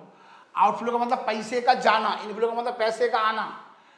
Payment of purchase of security, आपने कोई सिक्योरिटी खरीद ली तो पैसा जाएगा। Loan and advance to third parties, third party को लोन एंड एडवांस दिया, टू मतलब दिया, टू मतलब दिया, हमारे पास से जा रहा है। तो ये बच्चों ध्यान रखना, ये बहुत इंपॉर्टेंट है। अगर फाइनेंशियल कंपनी के केसेस है, फाइनेंशियल कंपनी जो पैसे का लेन देन करती है, उसको कोई ब्याज मिल रही है, कोई लाभांश मिल रहा है या कोई इंटरेस्ट दिया है, तो वो कहाँ आएगा? ऑपरेटिंग में आएगा। कोई सिक्योरिटी को खरीदा और बेचा है, वो कहाँ आएगा? ऑपरेटिंग में आएगा। समझ में आ रही है? अब आया इन्वेस्टिंग एक्टिविटी। इन्वेस्टिंग का मतलब कि proceed from sale of fixed asset, मैंने कोई फिक्स एसेट बेच दी, क्योंकि मैं इसका काम तो करता नहीं हूँ, मैं ट्यूशन पढ़ाता हूँ, और मैंने एक कोई संपत्ति बेच दी, मैंने एसी बेच दिया, मैंने ये बेच दिया, मेरा तो बिजनेस बंद हो जाएगा। मेरा तो, अगर मैं ये बेच दूंगा, डिजिटल बोर्ड बेच दूंगा, तो मेरा तो बिजनेस बंद हो जाएगा। तो कहाँ आएगा? ये इन्वेस्टिंग में आएगा। जो रीसेल के लिए नहीं खरीदा, जो रीसेल के लिए नहीं खरीदा, वो कहाँ आएगा? इन्वेस्टिंग में आएगा। Proceed from sale of fixed asset, proceed from sale of non current investment, आपने कोई नॉन करेंट इन्वेस्टमेंट से पैसा प्राप्त किया, प्रोसीड का मतलब पैसा प्राप्त आया। Interest receipt on debenture, dividend receipt on share, dividend receipt on share और रेंट रिसीट। ये बच्चों, ये अभी मैंने तीनों कराए थे, इन तीनों को मैंने कहाँ लिखा था? इसे मैंने ऐड किया था, और माइनस कहाँ किया था? ये इसकी जगह यहां पर है, ये इन्वेस्टिंग में आएगा। ऑपरेटिंग में मैंने क्या किया था? प्रॉफिट में, नेट प्रॉफिट आफ्टर टैक्स में क्या हुआ था? ऐड कर रखा था। तो ऑपरेटिंग में क्या किया था? माइनस, और ये यहां आएंगे तीनों। समझ में आ रही है? Cash flow, cash outflow, purchase of fixed, आपने कोई एसेट खरीद ली या आपने नॉन करंट इन्वेस्टमेंट बेच दिए, तो वो कहाँ आएगा? इन्वेस्टिंग में आएगा, क्योंकि आप इसका काम नहीं कर रहे हो। जिसका आप काम नहीं कर रहे हो वो कहाँ आएगा? इन्वेस्टिंग में। चलिए बच्चों, अब आया फाइनेंसिंग एक्टिविटी। फाइनेंसिंग का मतलब पैसा आना और जाना। मैंने शेयर इशू कर दिया, मेरे पास पैसा आएगा। Issue of share in cash, issue of debenture in cash, पैसा आएगा। लोन रेज कर दिया, लॉन्ग टर्म और short term. Increase in balance of bank overdraft और कैश, जैसे मेरा बैंक ओवरड्राफ्ट ओपनिंग में 1 लाख था, क्लोजिंग में हो गया 1,20,000, इसका मतलब पैसा आ गया। एक तरह का इनडायरेक्टली रूप से मेरा ओवरड्राफ्ट बढ़ गया, मतलब मेरे ब्याह पर बैंक ने क्या कर दिया? पेमेंट कर दिया। तो एक तरह का फंड आ गया ना मेरे पास, इंक्रीज हो गया। क्या हो गया? इंक्रीज। ऐसे आउटफ्लो में क्या आएगा? ये सब इनफ्लो में आएगा।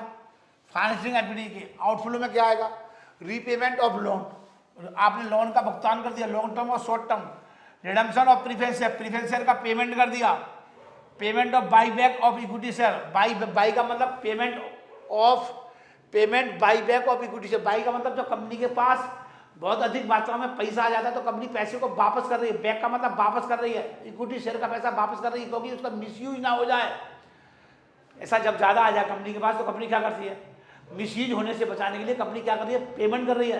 तो आउटफ्लो में आएगा payment of redemption of debenture, payment of interim dividend, redemption of preference share या redemption of dividend debenture, payment of interim dividend previous year. देखो अब यहाँ पे आएगा, ये यहाँ पे होगा जो मैंने प्रीफर्ड डिविडेंड समझाया था ना मैंने आपको अभी, देखो यहाँ पे लिखा हुआ है पेमेंट ऑफ इंटरिम डिविडेंड या previous year preferred dividend, interim dividend और प्रीवियस ईयर प्रीफर्ड डिविडेंड यहाँ पे होगा माइनस। तो वहां पे हमने प्रॉफिट बिफोर टैक्स में क्या किया था, ऐड किया था, और यहाँ पे क्या होगा, माइनस होगा, आउटफ्लो होगा फाइनेंसिंग एक्टिविटी में। ये मतलब है ऐसी payment of interest on long term loans, आपने कोई ब्याज दी थी तो ऑपरेटिंग में क्या किया था मैंने, ऐड किया था नॉन ऑपरेटिंग का मान करके, और यहाँ पे होगा माइनस। ऐसी payment of interest on bank overdraft, bank overdraft पे कोई आपने ब्याज दिया वो भी आएगा। जितने भी ब्याज का पेमेंट हो, चाहे वो फाइनेंसिंग हो चाहे कुछ भी हो, वो सब यहीं आएगा। समझ में आ रही है बच्चों? मतलब फाइनेंसिंग में नहीं आएगा, फाइनेंसिंग में तो ऑपरेटिंग में आएगा। अगर नॉन फाइनेंसिंग है और डिविडेंड दिया है, चाहे फाइनेंसिंग हो या नॉन फाइनेंसिंग हो, डिविडेंड दिया है वो यहाँ आएगा। देखो चेक कर लो आप, डिविडेंड पेड नहीं आया यहाँ पर डिविडेंड पेड नहीं आया, लेकिन डिविडेंड पेड कहाँ पे आया, यहाँ पे आया। देखो dividend paid, payment of interim dividend. समझ में आ रही है? अगर ऑपरेटिंग का केस है तो केवल इंटरेस्ट पेड ना ही, ऑपरेटिंग में देखो फाइनेंसिंग का केस है, फाइनेंसिंग कंपनी है, अगर उसने कोई डिविडेंड पे किया है, एक फाइनेंसिंग कंपनी है उसने डिविडेंड पे किया है, तो डिविडेंड पे कहाँ आएगा सर जी? देखो यहाँ इन्वेस्टिंग में नहीं आया, वो कहाँ आएगा, ये फाइनेंसिंग में आएगा, चाहे वो फाइनेंसिंग कंपनी हो चाहे वो नॉन फाइनेंसिंग कंपनी हो, डिविडेंड पे यहाँ आएगा। चलिए बच्चों पढ़ो important note. In case of financial enterprises such as a bank or mutual fund company, cash outflow or cash inflow arising from the purchase and sale of security will be treated as a flow from operating activity. This is because purchase and sale of security is a part of operating activity. इनका काम ही यही है। एक financial company का काम क्या है? Financial company कौन सी होती है? बैंक, म्यूचुअल फंड कंपनी, ये सब क्या होती हैं? ये फाइनेंशियल कंपनी होती है। क्या होती हैं? ये फाइनेंशियल कंपनी होती हैं। समझ में आ रही है? इसी प्रकार से in addition interest paid and interest received as well as dividend received, ये कहाँ आएगा? ऑपरेटिंग में आएगा। कहाँ आएगा? ये ऑपरेटिंग में। इंटरेस्ट पेड, इंटरेस्ट रिसीव्ड, क्योंकि इनका काम ही यही है, रोजमर्रा का काम है, तो कहाँ आएगा? ऑपरेटिंग में। अगर कोई डिविडेंड रिसीव्ड किया है वो भी ऑपरेटिंग में आएगा। अगर डिविडेंड पे किया है, अगर डिविडेंड, ये क्या है? ये डिविडेंड रिसीव्ड। अगर एक फाइनेंशियल कंपनी डिविडेंड पे कर रही है, पेड कर रही है, तो वो कहाँ आएगा? फाइनेंसिंग एक्टिविटीज में आएगा, एक्टिविटीज में आएगा। ये नोट कर लो बच्चों, याद कर लो बच्चों, बहुत कंफ्यूजन है यहाँ पर। एक फाइनेंशियल कंपनी है और वो डिविडेंड पे कर रही है, तो वो कहाँ आएगा? फाइनेंसिंग एक्टिविटी में आएगा। और सर जी इंटरेस्ट रिसीव्ड फाइनेंसिंग कंपनी में, डिविडेंड रिसीव्ड, इंटरेस्ट पेड, सब कहाँ आएगा? ऑपरेटिंग में। केवल डिविडेंड पेड कहाँ आएगा? फाइनेंसिंग में। समझ में आ रही है? आप ध्यान से देखो, पॉइंट टू बी रिमेंबर, आपको ये हमेशा याद रखने हैं। Bank, investment companies and mutual funds are financing companies. एक बैंक है, इन्वेस्टमेंट कंपनी है, म्यूचुअल फंड कंपनी है, फाइनेंशियल कंपनी है, all trading companies, manufacturing companies and other business non financial company. मतलब एक बैंक है, इन्वेस्टमेंट कंपनीज है, mutual fund companies है, आर फाइनेंशियल कंपनीज। ये तीनों क्या मानी जाएंगी? इन तीनों को मैं क्या बोलूँगा? फाइनेंसिंग कंपनी बोलूँगा। कौन कौन सी को? बैंक, इन्वेस्टमेंट कंपनीज और म्यूचुअल फंड कंपनीज, इनको क्या बोलूँगा? Financing companies. Are trading companies और मैन्युफैक्चरिंग कंपनीज। ट्रेडिंग कंपनी मतलब जो माल को खरीदती हैं और बेचती हैं। पेप्सी ले आए और पेप्सी सेल कर दी, वो क्या कंपनी कहलाएगी? ट्रेडिंग कंपनी कहलाएगी। मैन्युफैक्चरिंग कंपनी में जो माल को बनाती हैं और फिर बेचती हैं। आर बिजनेस एस्टेब्लिश, आज नॉन फाइनेंसिंग कंपनी क्या कहलाएगी? नॉन फाइनेंसिंग कंपनी कहलाएगी। क्या कहलाएगी? नॉन फाइनेंसिंग कंपनी कहलाएगी। नॉन फाइनेंसिंग कंपनी कहलाएगी। समझ में आ रही है? इंटरेस्ट रिसीट बहुत ध्यान से देखना बच्चों। एक तो पहले फॉर फाइनेंसिंग कंपनीज और एक नॉन फाइनेंसिंग कंपनी। पहले ध्यान देखो बच्चों, इन तीनों केसेस में interest receipt operating, dividend receipt operating, interest paid operating. कब? फाइनेंसिंग कंपनी के केस में। लेकिन अगर वो नॉन फाइनेंसिंग कंपनी है तो कहाँ आएगा? इन्वेस्टिंग में। इन्वेस्टिंग में ये दो चीज फाइनेंसिंग कंपनी के केस में क्या मानी जाएंगी? इंटरेस्ट पेड और डिविडेंड पेड। ये आगे देखो, इंटरेस्ट रिसीट और डिविडेंड रिसीट इन्वेस्टिंग। कौन से केस में? Non financing. ऐसे ही इंटरेस्ट पेड और डिविडेंड पेड फाइनेंसिंग एक्टिविटीज। कहां पे आएगा? फाइनेंसिंग एक्टिविटीज में आएगा। कहां आएगा? इसी प्रकार से एक है फाइनेंसिंग कंपनी से, क्या है ये? इंटरेस्ट रिसीट और डिविडेंड रिसीट। कहां दिखाऊंगा? ऑपरेटिंग में। कहां दिखाऊंगा? तो ऑपरेटिंग में कहां आएगा? इन तीनों केसेस में। ध्यान से समझ लो बच्चों, मैं मार्कर चेंज कैसे करूं? ओहो, ध्यान देखो बच्चों, अगर वो ऑपरेटिंग है तो ऑपरेटिंग में ये ध्यान रखना बच्चों, ये ध्यान रखना बच्चों, ये पीला पीला ये कहाँ आएगा? ऑपरेटिंग में। कौन कौन चीज है? इंटरेस्ट रिसीट, डिविडेंड रिसीट और इंटरेस्ट पेड। कहाँ आएगा? ये ऑपरेटिंग में। लेकिन डिविडेंड पेड कहाँ आएगा? फाइनेंसिंग में। डिविडेंड पेड कहाँ आएगा? फाइनेंसिंग में। किस किस केस में? फाइनेंसिंग कंपनी के केस में डिविडेंड पेड कहाँ आएगा? फाइनेंसिंग कंपनी के केसेस में डिविडेंड पे किया है तो वो कहां दिखाऊंगा? यहां पर पढ़ो आगे। Number 2, an investment company is a financial enterprises. An investment company is a financial enterprises since purchase and sale of security, share, debenture are a main revenue producing activity. एक इन्वेस्टमेंट कंपनी है जो पैसे को finance वगैरह करती है, वो क्या कहलाएगा? ये फाइनेंशियल एंटरप्राइजेज कहलाएगा। उनका काम क्या है? परचेज को, सेल ऑफ सिक्योरिटीज को बेचना खरीदना, share, debenture are main revenue producing activities. इसी प्रकार से मैन्युफैक्चरिंग कंपनी है नॉन फाइनेंसिंग एंटरप्राइज। जो मैन्युफैक्चर का काम करती है वो क्या कहलाएगा? नॉन फाइनेंशियल एंटरप्राइज कहलाएगा। इसी प्रकार से four insurance company receipt of premium and payment of claim shall be classified as a operating activity since they are related to man। अगर ये कोई इंश्योरेंस कंपनी है, उनका काम क्या है? बीमे को प्राप्त करना और पेमेंट ऑफ क्लेम और क्लेम का भुगतान करना, उनका काम ही यही है। वो कहाँ पे आएगा? ऑपरेटिंग एक्टिविटी में आएगा। Since they are the main revenue generating activity, producing activity. 5, for real estate enterprises. For real estate enterprises मतलब जो जमीन को खरीदती है और बेचती है। Purchase and resale of land and building, किराया मिला, क्योंकि ये एक जो फाइनेंशियल कंपनी होती है, सॉरी, ये जितने भी प्रॉपर्टी डीलर होते हैं वो सब कहाँ आते हैं? रियल एस्टेट में आते हैं। किस में आते हैं? रियल एस्टेट में आते हैं। बच्चों मैं थक चुका हूँ, इसलिए मैं थोड़ा स्पीड से पढ़ा रहा हूँ।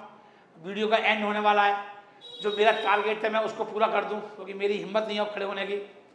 तो फटाफट समझो, रियल एस्टेट का मतलब है प्रॉपर्टी डीलर। इनके पास 50 मकान है।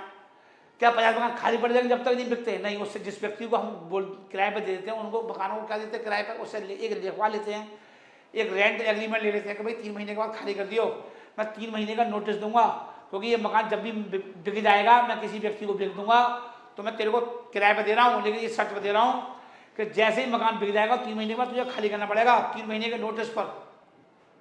तो उससे किराया आ रहा है, तो कहाँ आएगा? कहाँ आएगा वो? ऑपरेटिंग में आएगा, क्योंकि उसका काम ही यही है। तो कहाँ आएगा वो ऑपरेटिंग में आएगा, ठीक है।